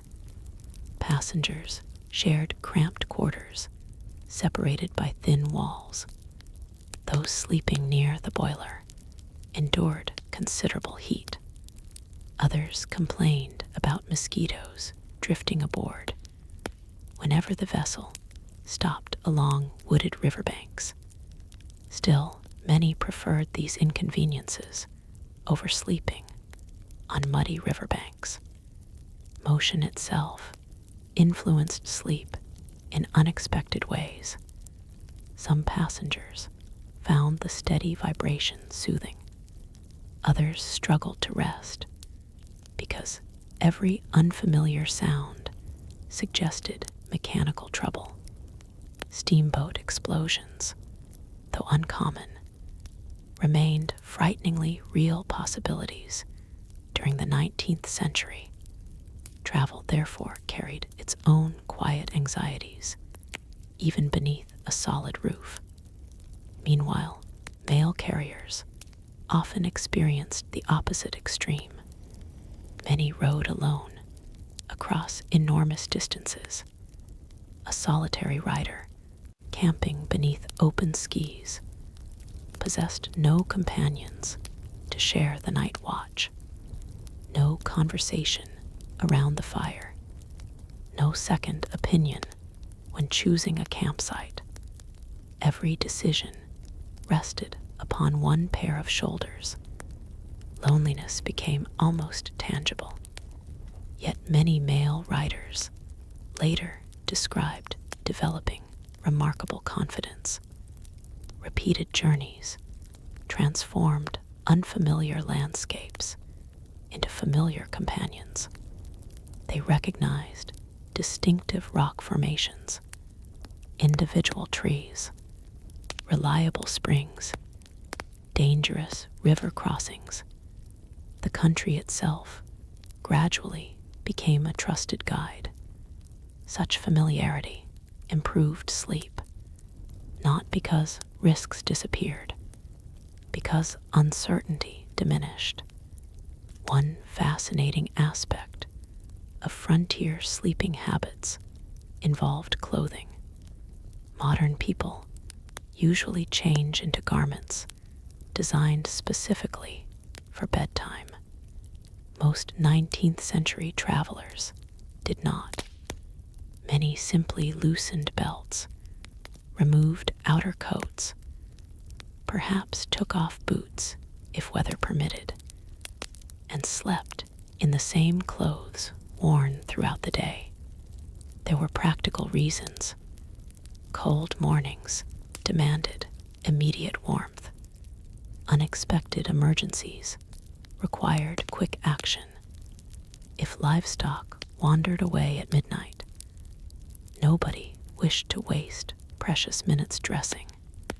Remaining partially clothed allowed instant response. Boots presented an interesting dilemma. Removing them felt wonderfully comfortable after long hours of walking or riding. Yet wet weather sometimes encouraged keeping them on. Leather left outside might freeze overnight during winter. Frozen boots could become painfully difficult to wear the following morning. Each traveler weighed immediate comfort against tomorrow's inconvenience. Hats rarely rested far away. A broad-brimmed hat served many purposes beyond shielding sunlight.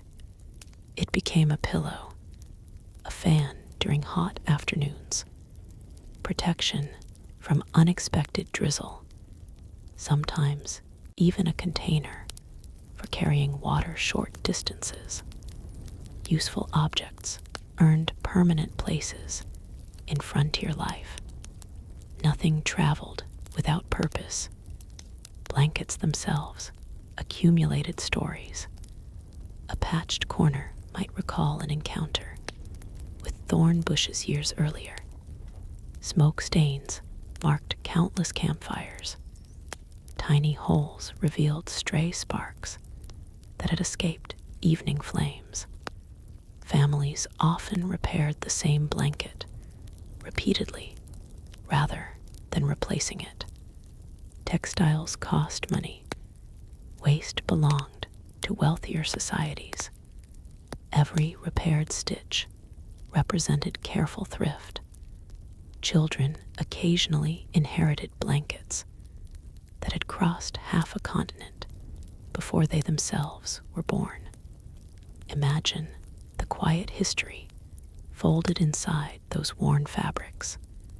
They had sheltered newborn bobbies, comforted feverish children, protected elderly grandparents, endured rainstorms, snowfalls, prairie winds, and mountain frosts. By the time one blanket finally wore beyond repair, it had witnessed more miles than most people would travel in several lifetimes. Even dreams reflected frontier existence. Diaries sometimes mention people dreaming about water after crossing dry country for weeks. Others dreamed of warm beds left behind in eastern homes. Hungry travelers imagined elaborate meals. Tired riders dreamed their horses were still moving beneath them, awakening suddenly with the strange sensation of continuing to ride despite lying perfectly still upon the ground. The mind carried daytime experiences into the night, just as it does today. Only the scenery differed. As darkness settled once more across trails stretching toward distant horizons, countless campfires flickered briefly before shrinking into glowing embers. Conversations softened. Coffee pots cooled.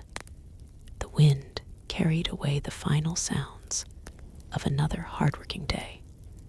Above every camp, whether beside a lonely wagon, inside a crowded fort, near a busy trading post, or beneath the canvas of a railroad tent, the same vast sky quietly watched over people who asked for very little, only enough rest to continue the journey when morning came.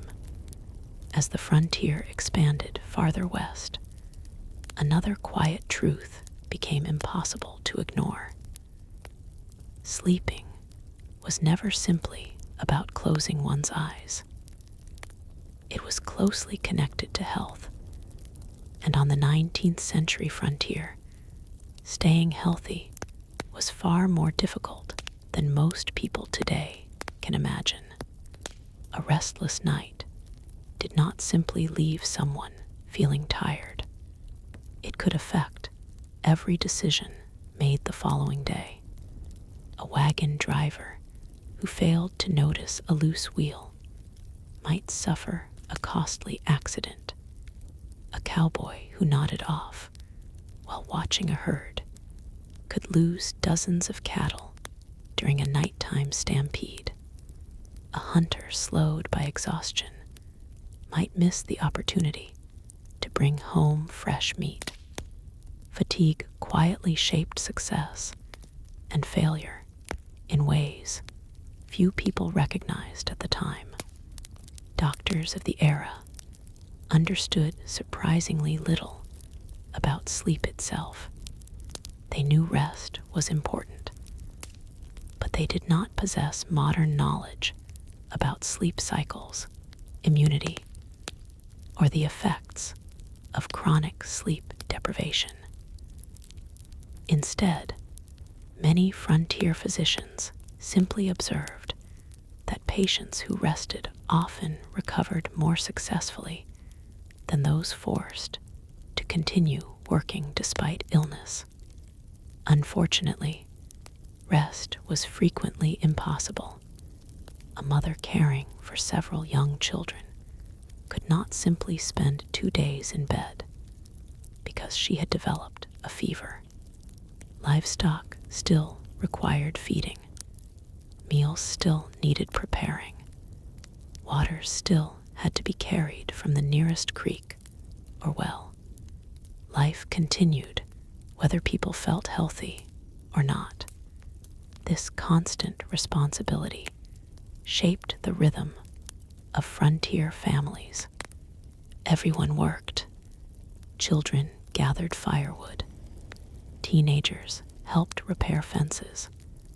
Older relatives mended clothing, prepared food, or watched younger siblings, while parents completed outdoor chores. Because labor was shared, everyone also shared the physical exhaustion that followed. Even bedtime reflected this practical way of living. Parents rarely had to persuade children to sleep.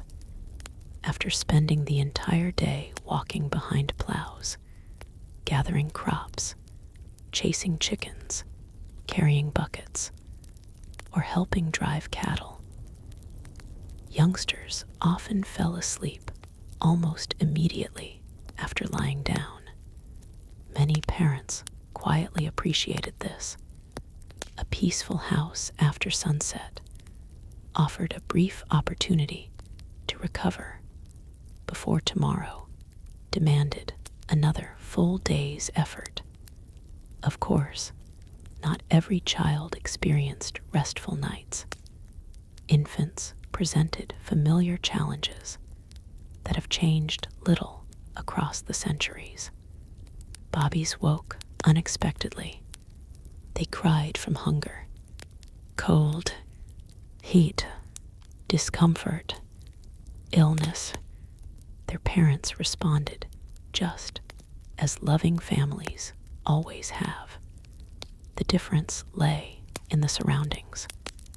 Imagine comforting a crying infant inside a one-room log cabin, while icy wind slipped through narrow gaps between the logs, or rocking a child to sleep beneath a canvas wagon cover. As rain drummed steadily overhead, even ordinary parenting required remarkable resilience. Older children sometimes slept in lofts built above the main room of a cabin. These spaces remained warm because heat naturally rose from the fireplace below. Yet they came with inconveniences. Ceilings were low. Summer temperatures became uncomfortably hot. The smell of smoke often lingered beneath the roof, long after cooking had finished. Still, youngsters generally adapted quickly. Children possess an extraordinary ability to accept unfamiliar circumstances as normal. For them, the loft was simply where sleep happened. Older adults faced different difficulties. Years of physical labor gradually left their mark. Arthritis stiffened joints. Old injuries ached more noticeably during damp weather. A man thrown from a horse 20 years earlier might still feel discomfort every time cold rain approached. A woman who had spent decades carrying heavy water buckets often noticed her shoulders protesting before every storm. Many frontier residents became remarkably accurate weather forecasters simply by listening to their own bodies. A painful knee frequently predicted rain before clouds appeared. An aching back sometimes announced falling temperatures hours in advance. Whether modern science fully supports every such observation matters less than the fact that many people genuinely relied upon them. Experience became another form of knowledge. Illness brought additional challenges. A severe cough could keep an entire household awake. Without effective antibiotics, infections often lingered for weeks. Simple colds occasionally developed into pneumonia. Families worried quietly through long nights while taking turns tending sick relatives. Candles burned low beside homemade remedies. Warm broth simmered over gentle fires. Cool cloths rested upon feverish foreheads. Prayer accompanied medicine. Hope accompanied patience. Frontier hospitals, where they existed at all, bore little resemblance to modern medical centers. Many communities possessed no hospital whatsoever. Care happened at home. Neighbors visited. Meals were shared. Children temporarily stayed with relatives, if necessary. Communities understood that illness affected everyone, not only the patient. Helping one family today meant receiving help tomorrow should misfortune reverse their circumstances. This quiet cooperation strengthened frontier life more than dramatic tales of gunfights ever could. One often overlooked aspect of sleeping involved clothing maintenance. Before bedtime, many people inspected garments carefully. Loose buttons required sewing. Small tears demanded repair before becoming larger ones. Wet socks were hung near the fire. Boots received fresh grease to keep leather flexible. These evening routines protected valuable possessions. Replacing clothing proved expensive. Repairing it cost only time and patience. Women often completed remarkable amounts of sewing after dark. By lamplight, they patched trousers, reinforced elbows, replaced worn cuffs, and strengthened children's garments, expected to survive another season of energetic play. Needles flashed quietly while the rest of the household prepared for sleep. These invisible hours of careful labor rarely appeared in famous frontier stories. Yet without them, daily life would have become far more difficult. Men also found evenings suitable for repairing equipment. A saddle strap weakened during the day's ride. A broken harness buckle. A cracked wagon tongue requiring inspection. Knives sharpened beside the fireplace. Axes received attention before tomorrow's woodcutting. Preparing for sleep often meant preparing for tomorrow simultaneously. Nothing wasted the precious daylight that productive work required. Outside the cabin, nighttime belonged increasingly to sounds rather than sights. A distant coyote called across open grasslands.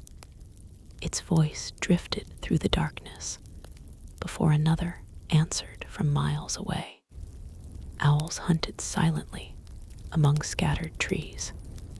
Crickets established their endless rhythm. Frogs sang beside marshes after warm summer rains. Each region developed its own nighttime orchestra. People living there soon recognized familiar patterns. Silence, where frogs usually sang, might suggest drying ponds. Unusual barking from ranch dogs could indicate unfamiliar visitors. Nature constantly offered information to attentive listeners. Some sounds became deeply comforting. Rain upon a cabin roof often helped tired settlers drift into sleep, especially after weeks of worrying about drought.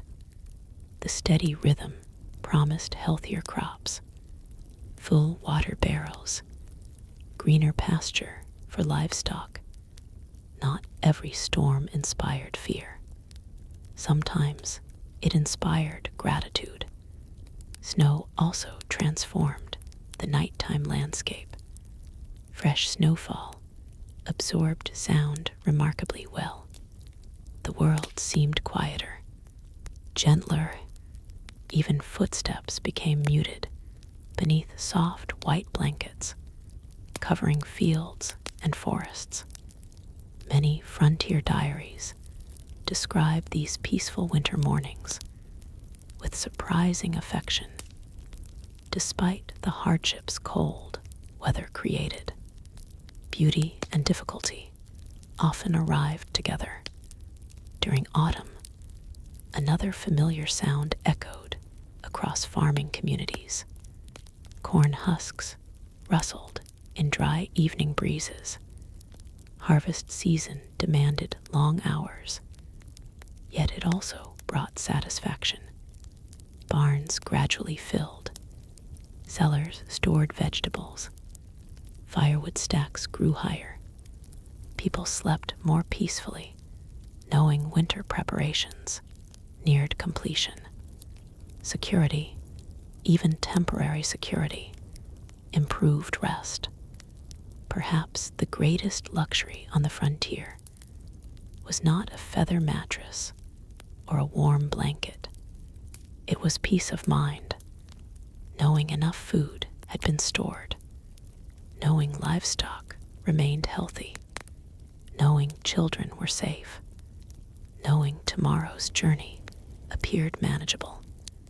These invisible comforts often mattered far more than physical softness.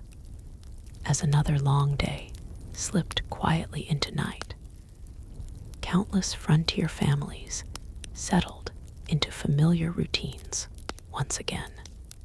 The fire was checked, doors secured, boots placed nearby, blankets pulled close against the evening chill.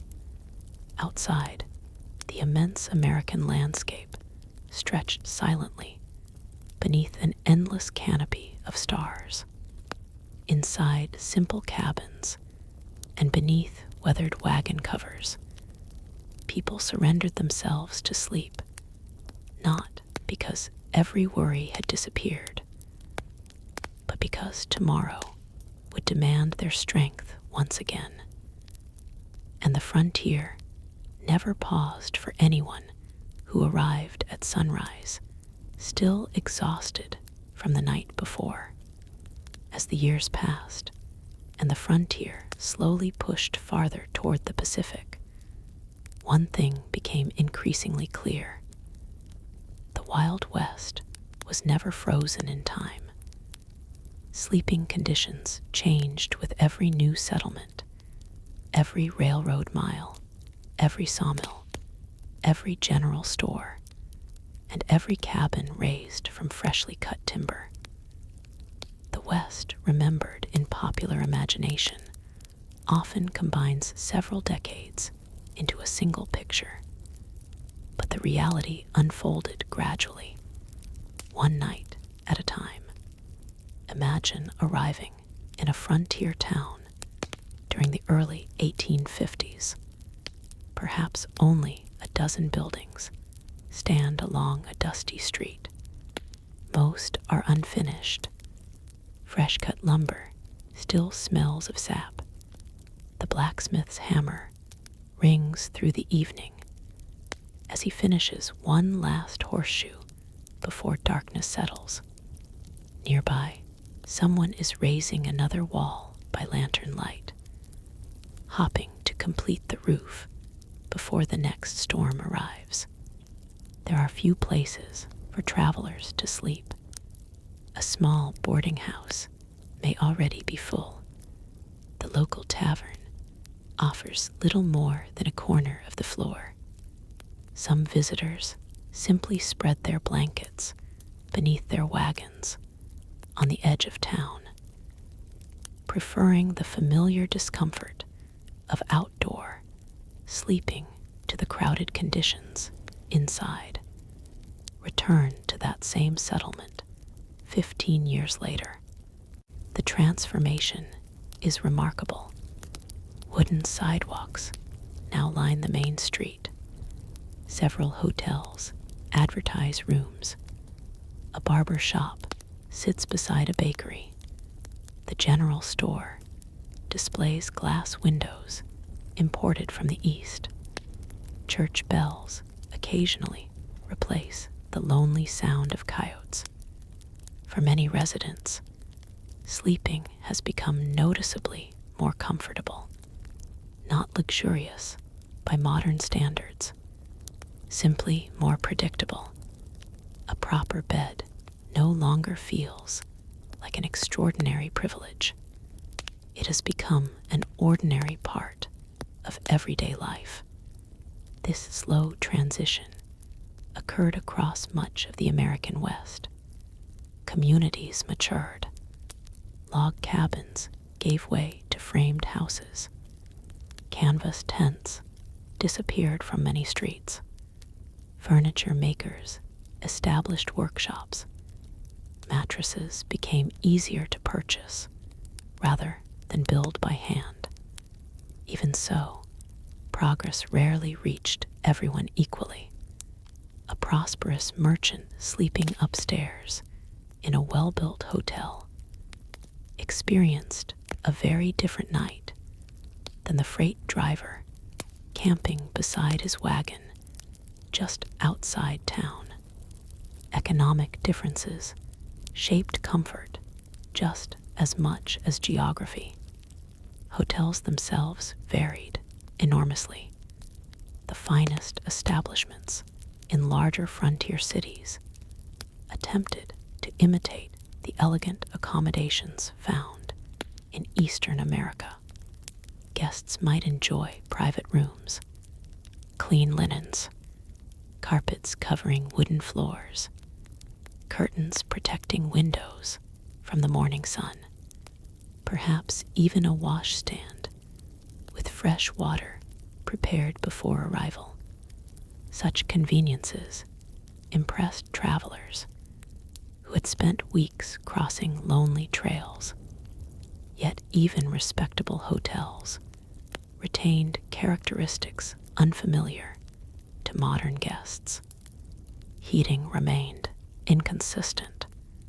Hot water, when available, often required advance request. The walls could be surprisingly thin. The sounds of wagons arriving before dawn echoed through entire buildings.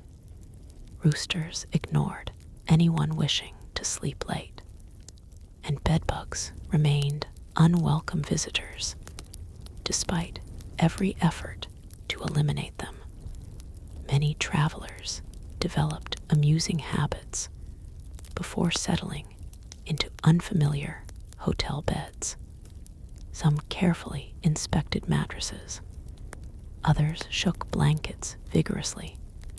A few preferred sleeping, wrapped tightly inside their own bedrolls, rather than trusting hotel bedding entirely.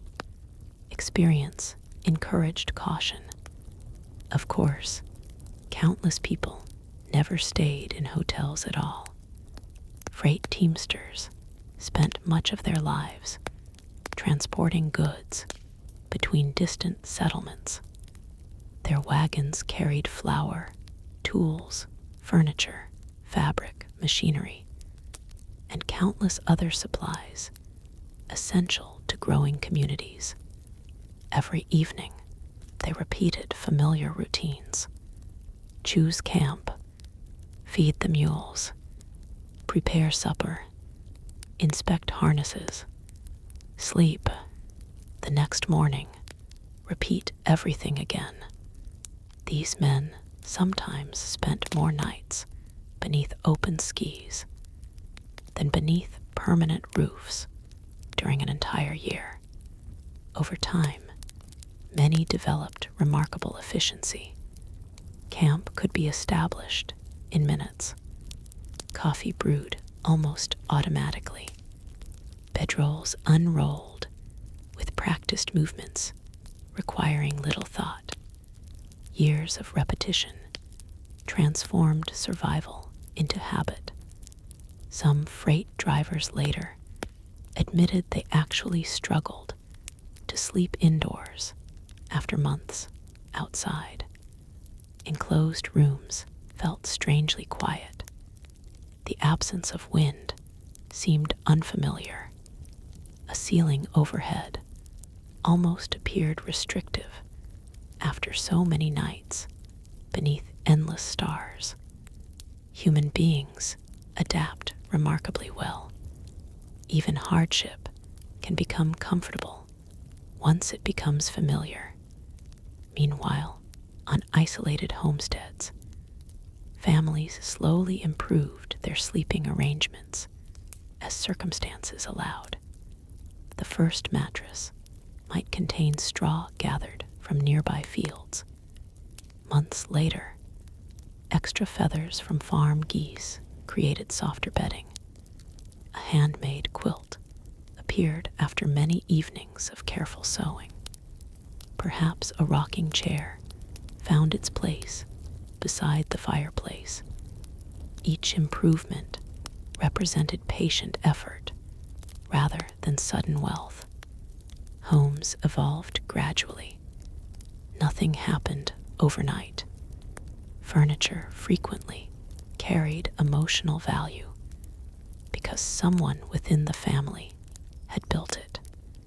A father crafted the bed frame. An older brother shaped the bedside table. A mother stitched blankets from worn clothing, no longer suitable for daily use.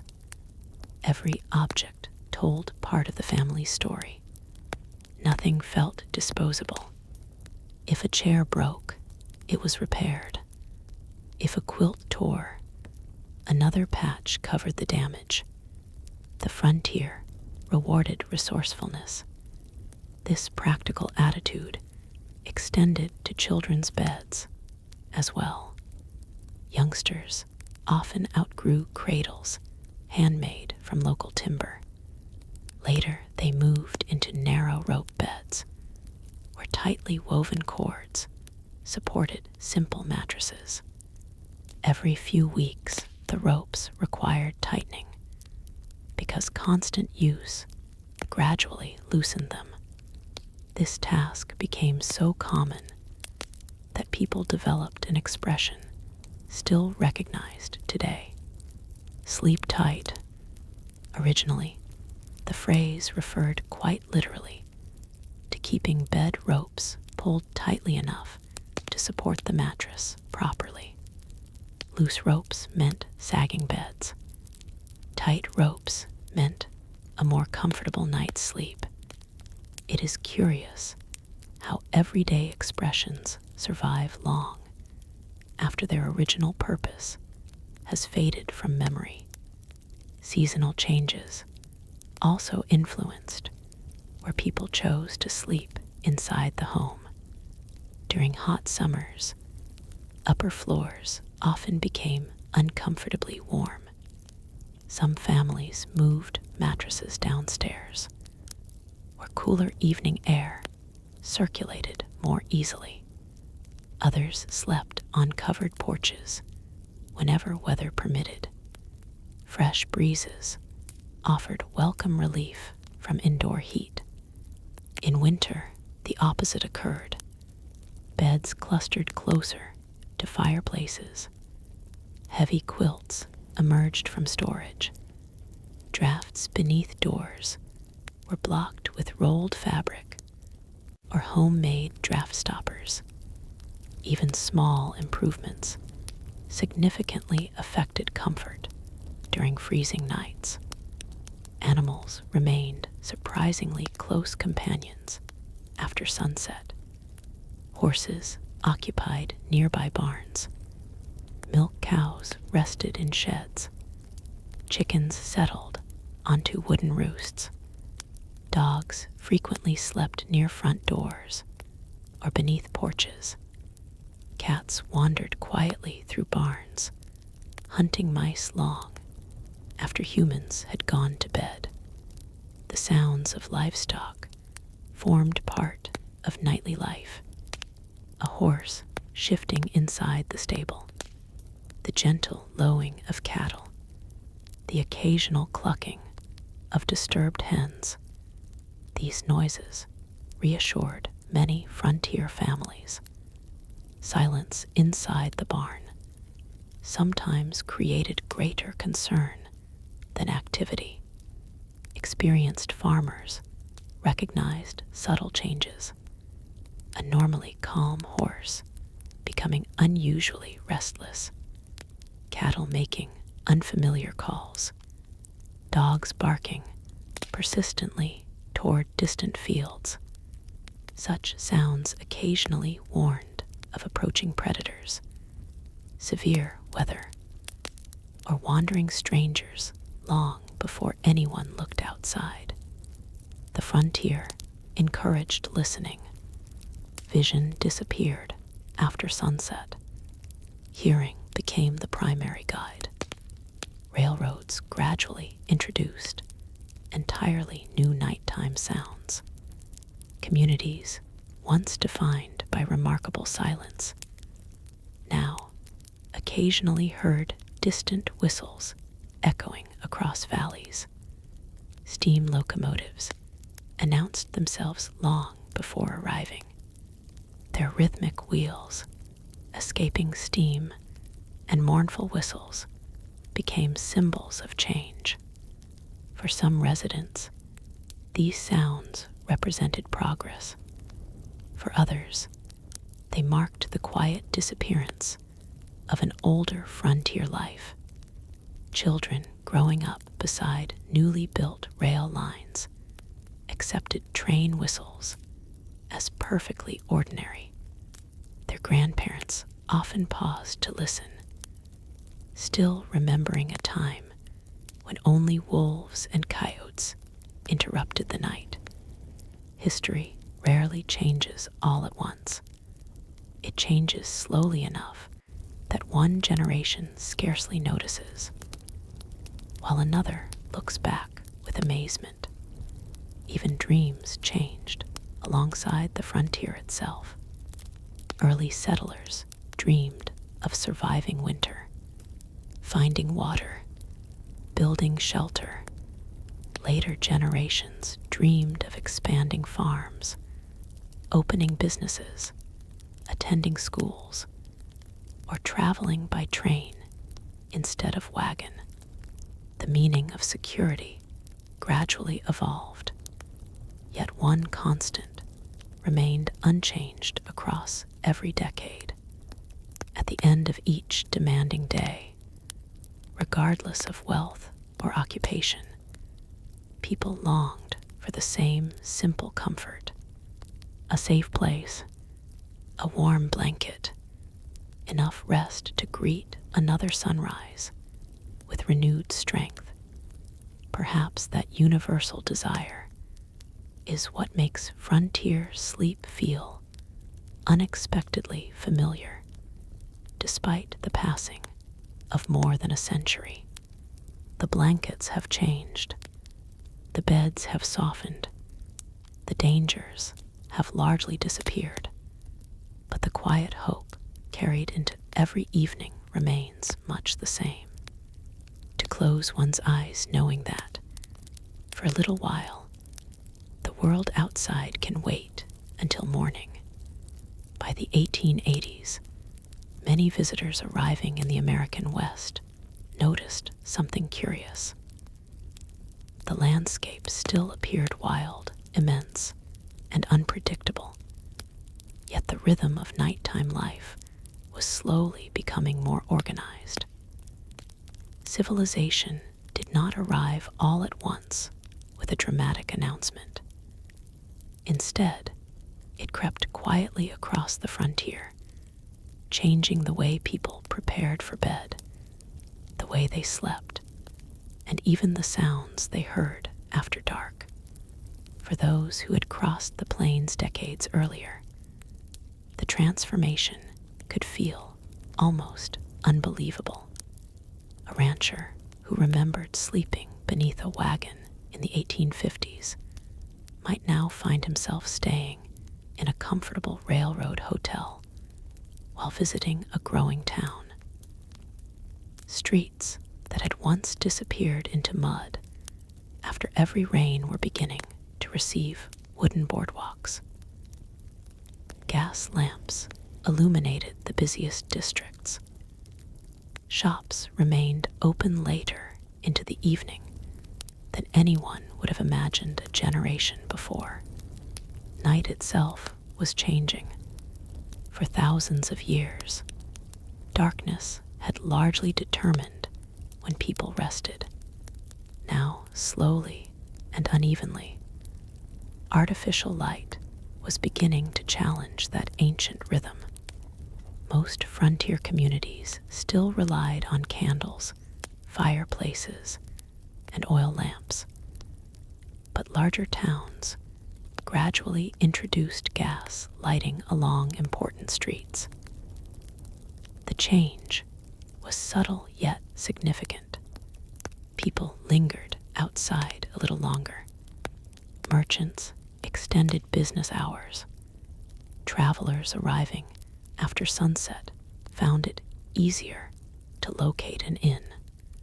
Children stared with fascination at rows of glowing lamps that seemed almost magical compared with the single lantern hanging inside a family cabin. Yet these improvements reached only a small portion of the West. Ride a few miles beyond town, and the old frontier returned almost immediately. Darkness once again belonged entirely to nature. One especially interesting difference between town life and ranch life involved silence. Modern people often associate the countryside with peace and quiet, but 19th century ranches were rarely silent. Livestock constantly reminded everyone of their presence. A horse pawed the ground inside its stall. A cow called for its calf. Sheep shifted together inside fenced pens. Dogs barked toward distant movement that humans could neither hear nor see.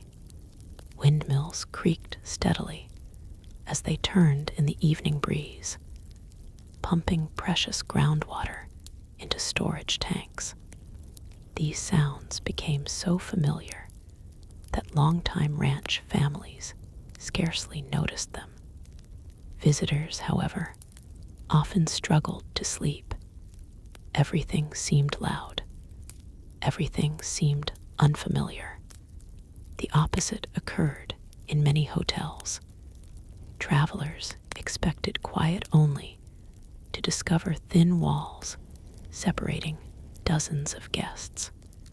Someone laughed downstairs. Another guest returned long after midnight. Boots echoed across wooden hallways. A door slammed. The building settled with gentle creaks as temperatures changed overnight. Even respectable hotels could feel surprisingly busy long after bedtime. Some guests adapted immediately. Others placed pillows over their ears and hoped morning arrived quickly. The human body possesses an extraordinary ability to become accustomed to repeated sounds. People who spent years beside railroad tracks often claimed they no longer noticed passing trains. Mill workers slept through machinery that visitors found deafening. Cowboys resting beside grazing cattle eventually ignored the constant movement of animals around camp. The brain gradually learned which noises represented danger and which could safely be forgotten. This quiet adaptation helped frontier people achieve something resembling restful sleep despite surroundings that modern campers might find overwhelming. Dreams, too, occasionally found their way into diaries and letters.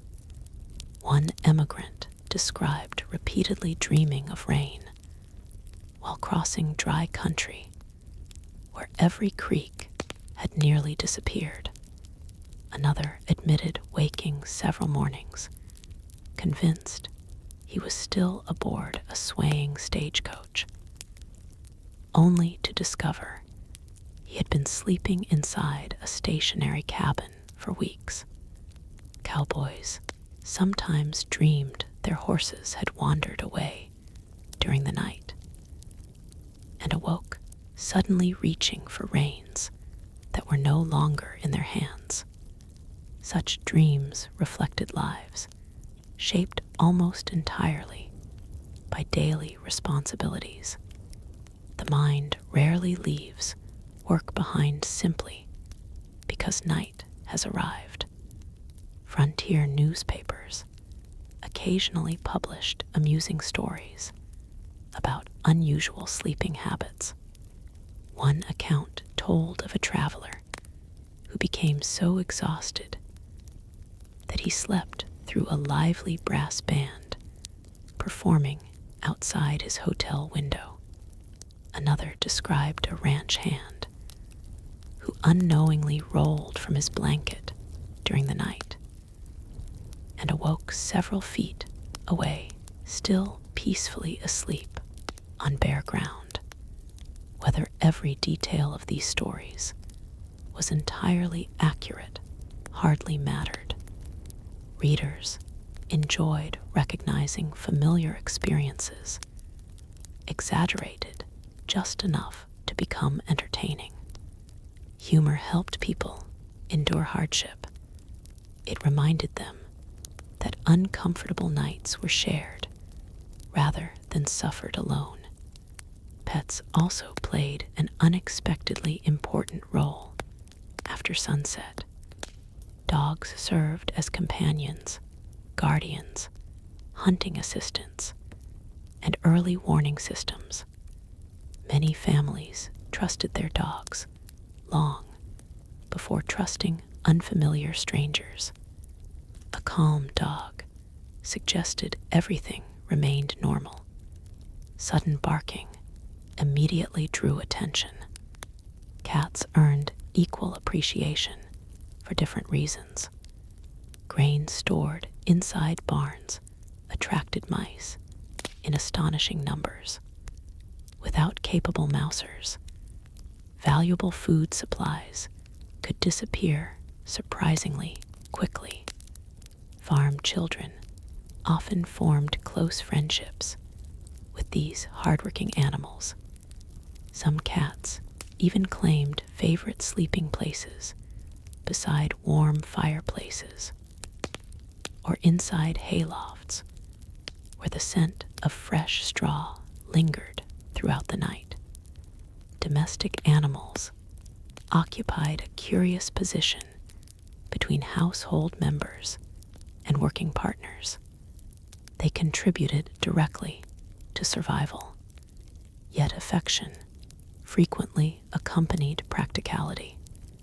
Letters written by settlers occasionally mentioned favorite horses or faithful dogs with genuine tenderness. These companions softened the loneliness that frontier isolation sometimes created. Loneliness deserves special attention because it influenced sleep more than historians once appreciated. A single ranch house might stand several miles from its nearest neighbor. During winter storms or spring floods, that distance felt even greater. Many settlers admitted that evenings presented the hardest part of the day. Daylight offered endless work. Night encouraged reflection. Thoughts naturally wandered toward family members left behind in distant states or countries. Some wondered whether aging parents remained healthy. Others imagined brothers and sisters gathering around familiar dinner, tables thousands of miles away. Letters helped, but letters traveled slowly. Weeks, sometimes months. News often arrived long after the events themselves had passed. This uncertainty quietly accompanied countless frontier families as they prepared for bed. Religious faith offered comfort to many people living under such conditions. Evening prayers formed an ordinary part of household routines across much of the West. Families gathered before extinguishing lamps. Scripture might be read aloud. Children learned familiar hymns from parents, whose own voices carried memories from earlier generations. These moments rarely attracted attention from newspaper reporters or novelists. They lacked dramatic excitement, yet they occupied an important place in everyday frontier life. For many households, ending the day together provided emotional reassurance every bit as valuable as locking the front door. Seasonal celebrations briefly interrupted ordinary routines. Christmas, though often modest compared with modern holidays, brought welcome warmth during long winters. Evergreen branches decorated simple homes. Handmade gifts appeared beneath improvised trees. Children sometimes found oranges or small pieces of candy tucked into stockings, precious treats that might have traveled hundreds of miles before reaching isolated settlements. After festive meals and quiet conversations, families retired to bed carrying a rare sense of abundance. Thanksgiving also developed gradually across Western communities. Neighbors gathered, tables filled with whatever local harvests provided. Wild turkey, venison, fresh bread, preserved fruits, squash, potatoes, and pies reflected regional differences as much as tradition. People slept particularly well after such evenings, not because beds had improved, because gratitude lightened burdens that usually accompanied frontier existence. There were also nights of profound sadness. Funerals often required neighbors to travel considerable distances. Visitors sometimes remained overnight because returning home after dark across lonely trails posed unnecessary risks. Cabins became crowded with relatives, friends, and neighbors, quietly supporting one another through grief. Extra blankets covered floors. Children whispered instead of playing loudly. The fireplace burned late into the evening, while stories about the departed filled the room. Even sorrow reshaped sleeping arrangements. Community mattered most when life became difficult. As the 19th century slowly approached its final years, many pioneers realized they had witnessed extraordinary change within a single lifetime. They remembered sleeping beneath wagons where thriving towns now stood. They recalled hearing wolves in valleys, now crossed by railroad bridges. They had watched rough trails become established roads connecting prosperous communities. Their own sleeping places reflected that remarkable transformation. A man who once rested beside a campfire, wrapped in a buffalo robe, might now spend his old age beneath a handmade quilt inside a comfortable farmhouse built by his own children. The distance between those two beds measured far more than miles. It measured an entire era of American history. And yet, despite all the changes brought by progress, one quiet ritual remained remarkably familiar. As evening settled across the west, lamps were lowered, fires carefully tended, doors secured, blankets pulled close, and tired people surrendered once again to sleep, hoping that tomorrow, like today, would begin with the gentle light of another western sunrise. If someone from the 21st century could quietly step into the American West for a single night, the greatest surprise might not be the rough beds or the absence of electricity. It might be the darkness, not the darkness of a room after switching off a lamp, not the darkness found on the edge of a modern suburb, a far deeper darkness, one that arrived slowly after sunset and settled over the land like an enormous blanket, stretching across mountains, deserts, forests, rivers, and endless grasslands without interruption.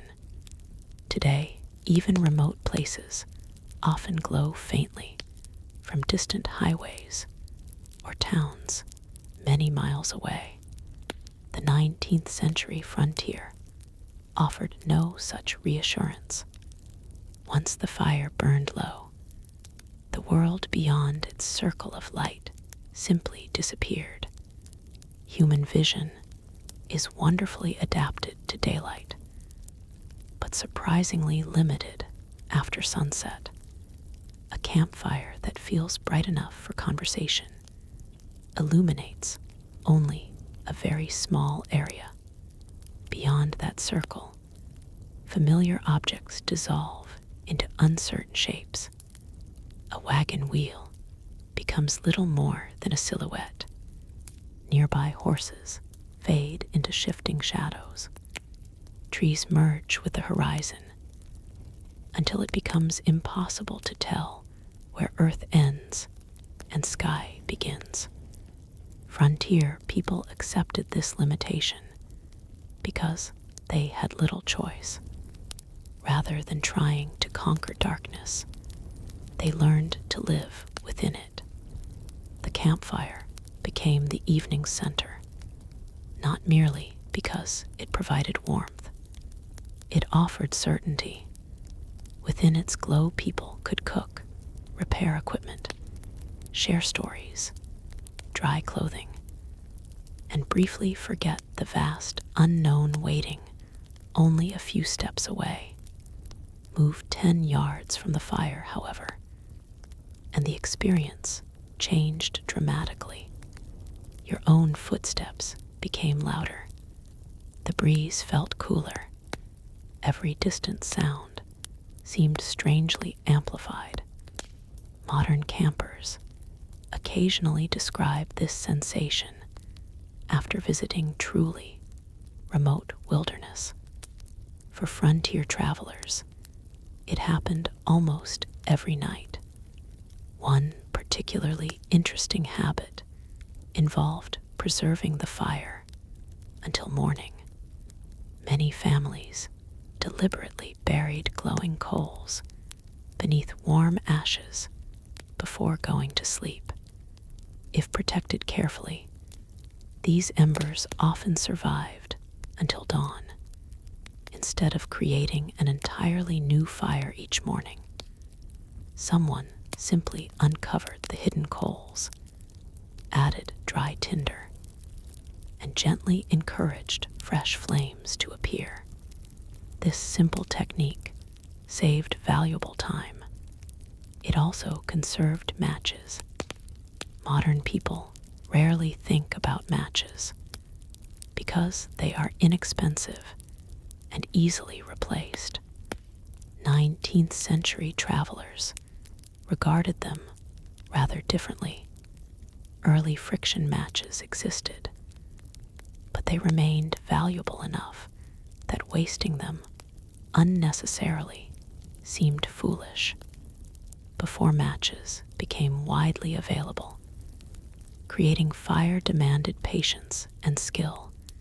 Using flint, steel, or carefully protected embers carried from previous camps.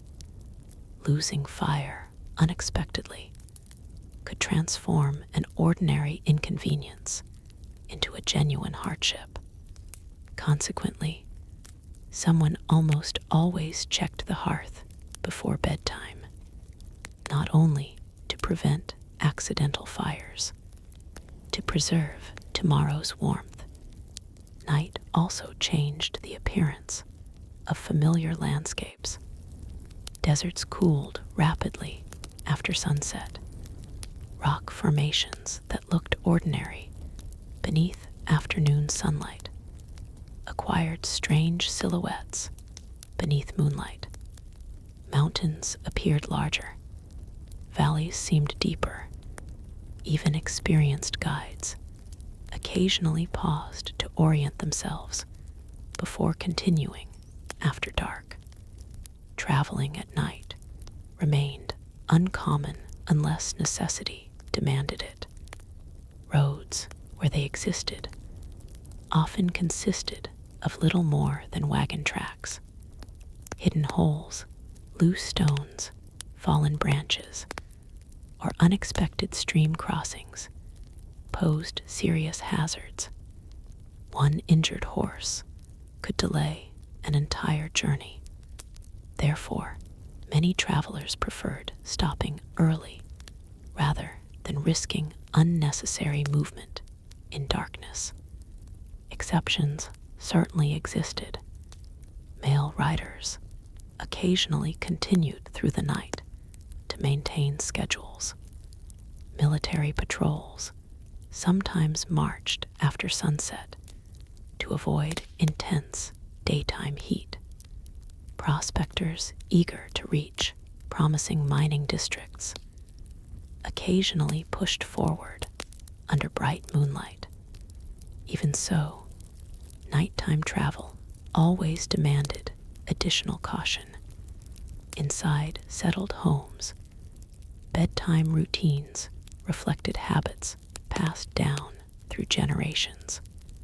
Children washed as best circumstances allowed, faces wiped with cool water, hands scrubbed after evening chores, hair brushed before braiding or tying loosely for sleep.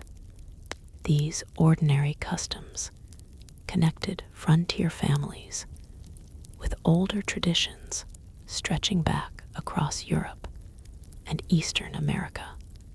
Life had changed dramatically. Human routines had not. Many mothers quietly inspected children's clothing before bedtime. A missing button noticed tonight could be repaired before tomorrow morning.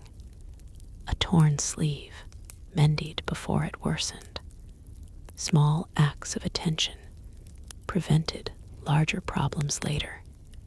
Frontier households survived through countless tiny decisions made consistently over many years. No single repair transformed a family's fortunes. Together, they made daily life possible, one evening after another, one season after another. Books occasionally accompanied bedtime when circumstances permitted. Contrary to popular stereotypes, many frontier families valued reading deeply. The Bible appeared in countless homes, collections of poetry, school readers, almanacs filled with practical information, occasionally novels that had traveled west tucked safely inside wagons. Oil lamps limited reading time because every additional hour consumed precious fuel. Still, children often listened while parents read aloud. The sound of a familiar voice carried through small cabins more gently than any formal lesson. Stories served practical purposes as well. They entertained during long winters, strengthened literacy, passed cultural traditions from one generation to the next. Not every household possessed books. Those that did often treated them with remarkable care. Pages were repaired rather than discarded. Covers protected carefully. Books represented valuable possessions expected to last decades. Music likewise softened many evenings. A fiddle, perhaps a harmonica, sometimes a small pump organ inside more prosperous homes. Songs echoed quietly across settlements where entertainment remained largely homemade. Neighbors gathered, voices blended naturally. No audience beyond friends and family. No admission fee, only shared moments marking the end of another demanding day. These simple performances rarely entered history books, yet they formed cherished memories for countless frontier children. Outside, the seasons quietly continued their endless cycle. Spring brought longer evenings and the scent of fresh grass. Summer filled the air with insects and warm breezes. Autumn carried the fragrance of harvested fields and wood smoke. Winter muffled familiar sounds beneath fresh snow, while stars glittered above frozen landscapes with astonishing clarity. Each season reshaped sleep in subtle ways. Different blankets emerged from storage. Different chores occupied the final hours before bedtime. Different concerns filled people's thoughts as they closed their eyes. Perhaps they worried about planting or harvest, a coming storm, a sick calf, the arrival of relatives expected before winter. Daily life supplied an endless stream of ordinary concerns. Extraordinary events remained surprisingly rare. That truth deserves remembering. Popular culture often portrays the Wild West as a place where every sunset promised another gunfight. The historical record paints a quieter picture. Most evenings involved cooking supper, feeding animals, repairing clothing, talking with family, checking tomorrow's supplies, then going to bed. Violence certainly existed. Outlaws were real. Conflicts occurred, but they represented interruptions rather than routine. For the overwhelming majority of frontier residents, sleep was disturbed far more often by weather, hard work, uncomfortable bedding, hungry livestock, crying bobbies, barking dogs, or aching muscles, than by dramatic confrontations. The ordinary shaped life far more consistently than the extraordinary. This may be one of history's most valuable lessons. Reality often proves quieter than legend. As midnight approached once more, lamps disappeared one by one across scattered ranches and isolated homesteads. Campfires settled into glowing embers. Windmills turned steadily beneath moonlight. Somewhere a lone coyote called across open prairie. A horse answered only by lifting its head briefly before returning to sleep. Inside cabins, tired parents checked once more that children remained tucked beneath quilts. Outside, travelers adjusted blankets against the cooling night air. The immense frontier, so busy beneath the sun, gradually surrendered itself to silence. And in that silence, thousands of ordinary people, whose names would never appear in famous history books, found the rest they needed to build farms, raise families, drive cattle, lay railroad tracks, teach school, deliver mail, heal neighbors, and slowly transform an untamed landscape into communities that would endure long after the campfires themselves had faded into memory. By the closing years of the 19th century, many of the old frontier trails had begun to fade into the landscape. Wagon ruts that once echoed with thousands of iron-rimmed wheels slowly filled with grass. Stagecoaches gave way to railroad timetables. Telegraph wires stretched across the horizon, carrying messages in minutes that had once taken weeks to deliver. Yet even as technology changed the West, the memories of sleeping there remained remarkably vivid for those who had lived through its hardest years. Years later, elderly pioneers often gathered on front porches during cool evenings and spoke about nights that younger generations struggled to imagine. They remembered crossing rivers before bridges existed. They remembered hearing wolves long before they heard locomotives. They remembered sleeping beneath skies so brilliantly clear that the Milky Way cast a faint glow across the prairie. For their grandchildren, these stories already sounded like tales from another world. Memory has an interesting habit. It rarely preserves every detail equally. The hardest moments sometimes soften with time. The smallest comforts often become surprisingly important. Ask an old cowboy about a difficult cattle drive, and he might spend only a few minutes describing weeks of exhausting work before smiling. as he remembered one particularly warm campfire beside a quiet creek.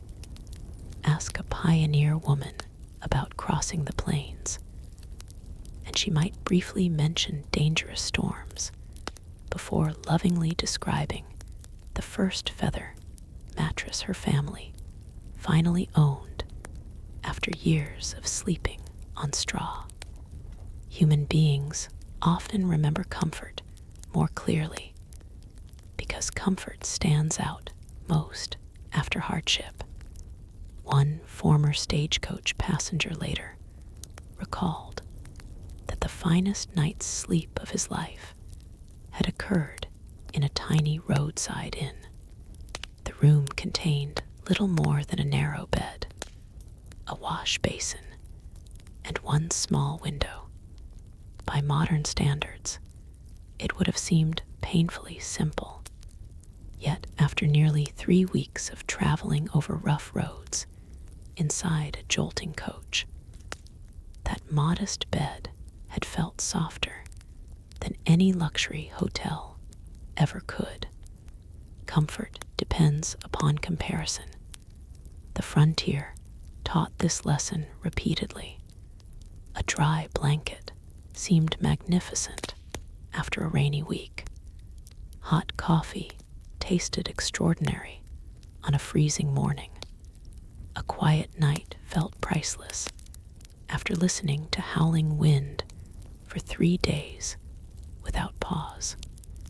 Many modern conveniences derive their value not because they are inherently remarkable, but because they remove discomfort so completely that we gradually stop noticing their absence.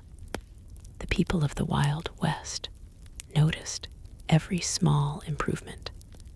The first glass window replacing an oiled paper covering, the first proper chimney drawing smoke cleanly upward instead of filling the room, the first iron stove replacing an open fireplace, the first spring mattress arriving by rail.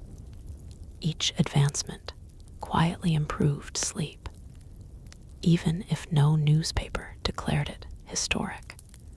The transformation happened one household at a time, one bed at a time, one peaceful night at a time.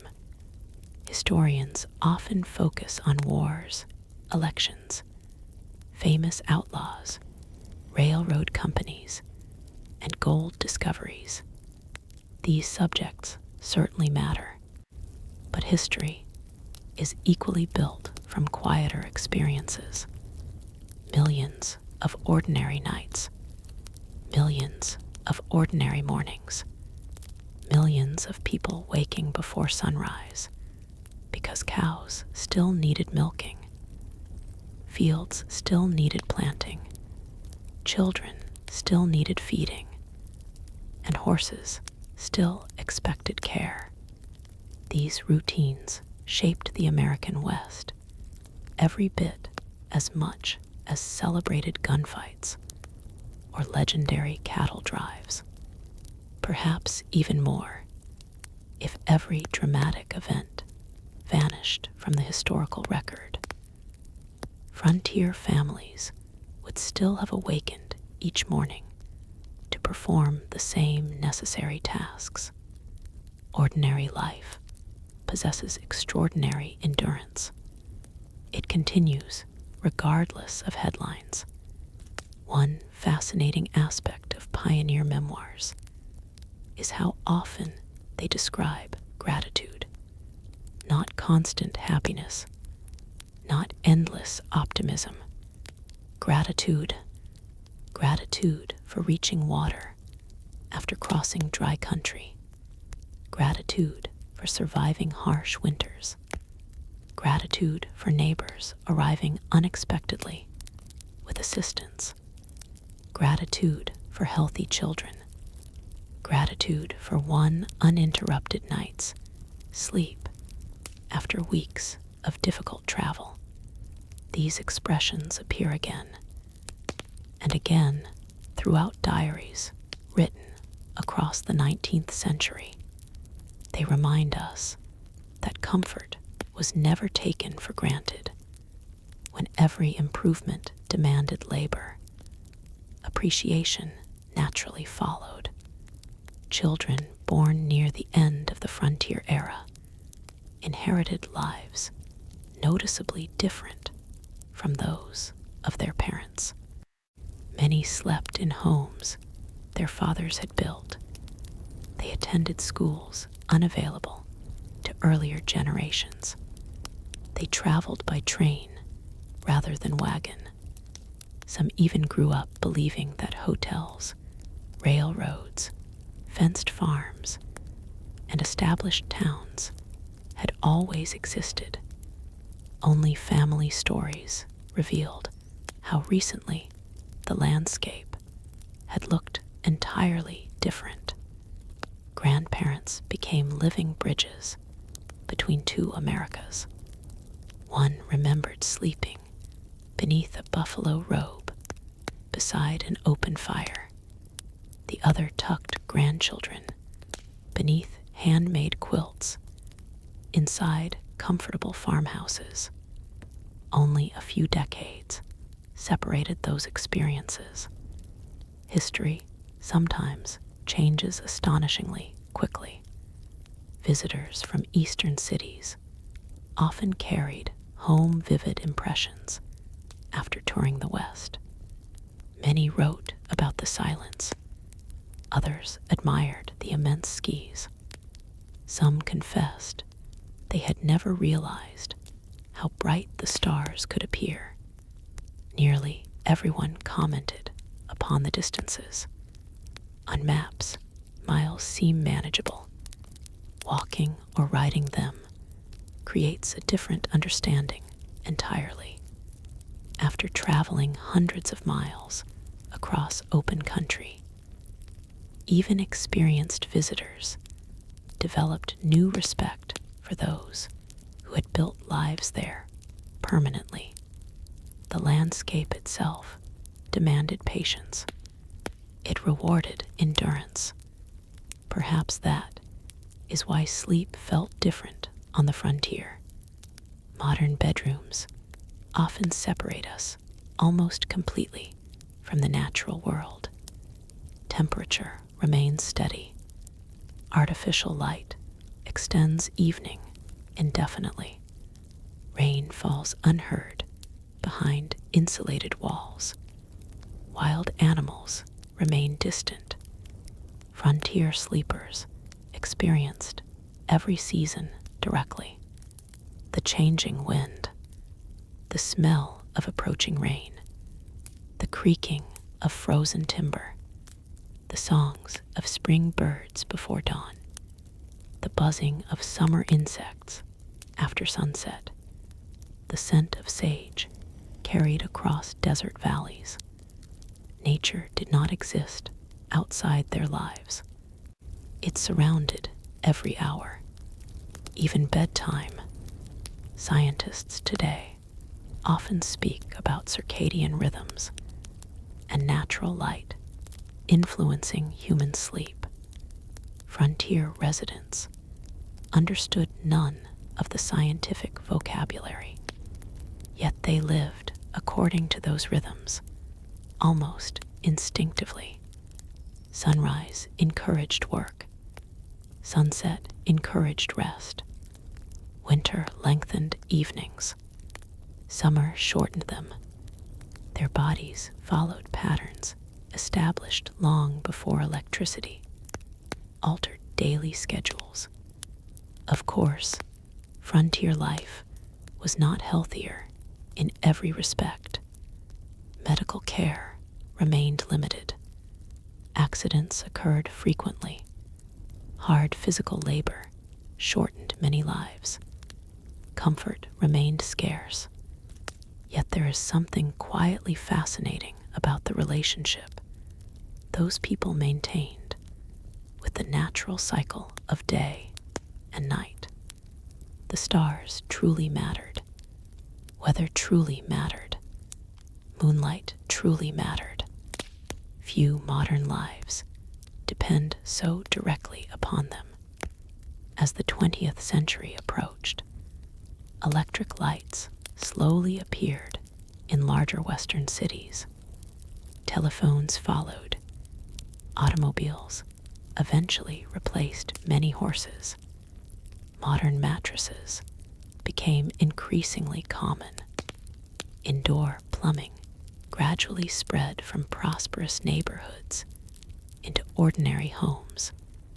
Each innovation made sleeping safer, cleaner, warmer, and more comfortable.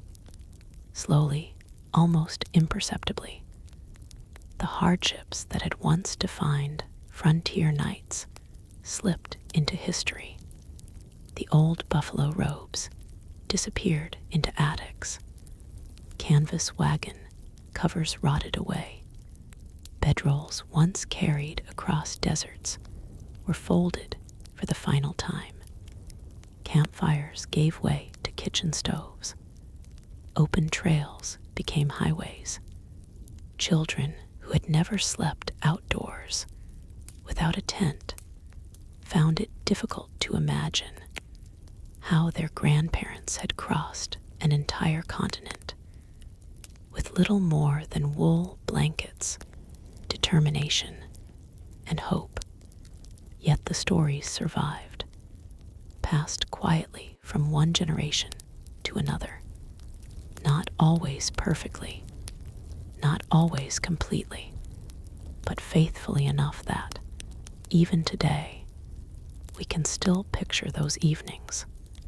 A lonely wagon beside a winding river, a cowboy rolling himself inside a weathered blanket, a mother checking one last time that every child is asleep, a father placing another log upon the fire before blowing out the lamp. Outside, the prairie stretches endlessly beneath a sky filled with more stars than anyone can count. Inside, tired eyes finally close after another demanding day. Tomorrow will bring more miles, more work, more uncertainty, but for a few precious hours, sleep offers the one gift every person on the frontier treasured above almost everything else. A brief, peaceful pause before history begins again with the rising sun. The American Wild West has long been remembered through grand legends. Swift horses racing across endless plains, fearless lawmen standing beneath dusty skis, notorious outlaws disappearing into rugged mountains, and fortunes won or lost with astonishing speed. Yet, after wandering slowly through these quiet nights together, another picture begins to emerge. The real West was built while most people were simply trying to get enough sleep to face another sunrise. History often celebrates extraordinary moments: a famous duel, a gold discovery, the completion of a railroad, a celebrated cattle drive. But those events occupied only brief moments in time. The ordinary nights in between were far more numerous. Millions of evenings unfolded without newspaper headlines or dramatic music. A family quietly finished supper. A ranch hand removed dusty boots after 12 hours in the saddle. A teacher extinguished a lamp inside a lonely schoolhouse. A doctor finally returned home after riding through darkness to visit a patient miles away. A stagecoach driver wrapped himself in a blanket before resting for only a few short hours. Tomorrow would ask everything of them again. Sleep became the invisible bridge, connecting one demanding day the next. It restored tired muscles. It calmed anxious minds. It offered temporary escape from uncertainty. Without those countless ordinary nights of rest, the remarkable story of westward expansion could never have unfolded. Every railroad tie was laid by someone who had slept only a few hours before. Every cabin was raised by hands that had rested on rough mattresses or hard ground. Every harvest depended upon farmers waking before dawn despite aching backs and blistered hands. The frontier was not built by heroes who never grew tired. It was built by ordinary people who woke each morning despite being tired. Perhaps that is why their stories continue to resonate across all the differences separating the 19th century from our own. One experience remains completely familiar. Everyone understands the comfort of finally lying down after a long day. Everyone knows the relief of warmth after cold, dryness after rain, quiet after noise, and safety after uncertainty. The materials have changed. Feather mattresses became spring mattresses. Spring mattresses became memory foam. Oil lamps became electric lights. Wood-burning stoves became central heating. Canvas bedrolls became insulated sleeping bags. Yet the feeling itself remains remarkably unchanged. Closing tired eyes while hopping tomorrow will be a little easier is a timeless human experience. Looking back, it becomes clear that the greatest luxury on the frontier was rarely money. Many prosperous people still endured uncomfortable journeys. Many modest families found genuine happiness inside simple cabins. The rarest comfort was peace. Peace enough to sleep without fear. Peace enough to know that food remained in the pantry. Peace enough to trust that the roof would withstand another storm. Peace enough to believe tomorrow might bring something slightly better than yesterday. These hopes quietly echoed across the American West for generations. Today, if we visit many of the places where wagon trains once camped, the landscape appears remarkably calm. Grass has reclaimed old trails. Trees shade rivers where oxen once drank. Birdsong replaces the rumble of freight wagons. Only careful observers notice faint wagon ruts preserved beneath open skis. The campsites have disappeared. The campfires have long since cooled. The people themselves have become part of history. Yet for a moment, if the evening grows quiet enough, it is almost possible to imagine them there again. A faint glow from a distant fire, the gentle movement of horses settling for the night, a kettle quietly steaming above glowing coals, soft voices fading into silence.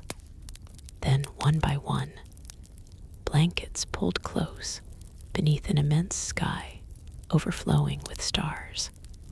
Those ordinary nights rarely changed the course of history by themselves, but together, repeated thousands upon thousands of times, they slowly shaped an entire nation. And perhaps that is the most remarkable lesson hidden beneath the quiet story of sleeping in the Wild West. History is not built only by famous names. It is built by ordinary people who quietly endure ordinary days and who find enough rest each night to begin again when morning arrives. Thank you for joining me on this slow journey through one of history's quieter corners. If this peaceful walk across the American frontier helped you relax, I hope you'll return for another sleepy historical adventure. Until next time, may your blankets stay warm, your nights remain peaceful, and your dreams carry you gently into the past. Good night.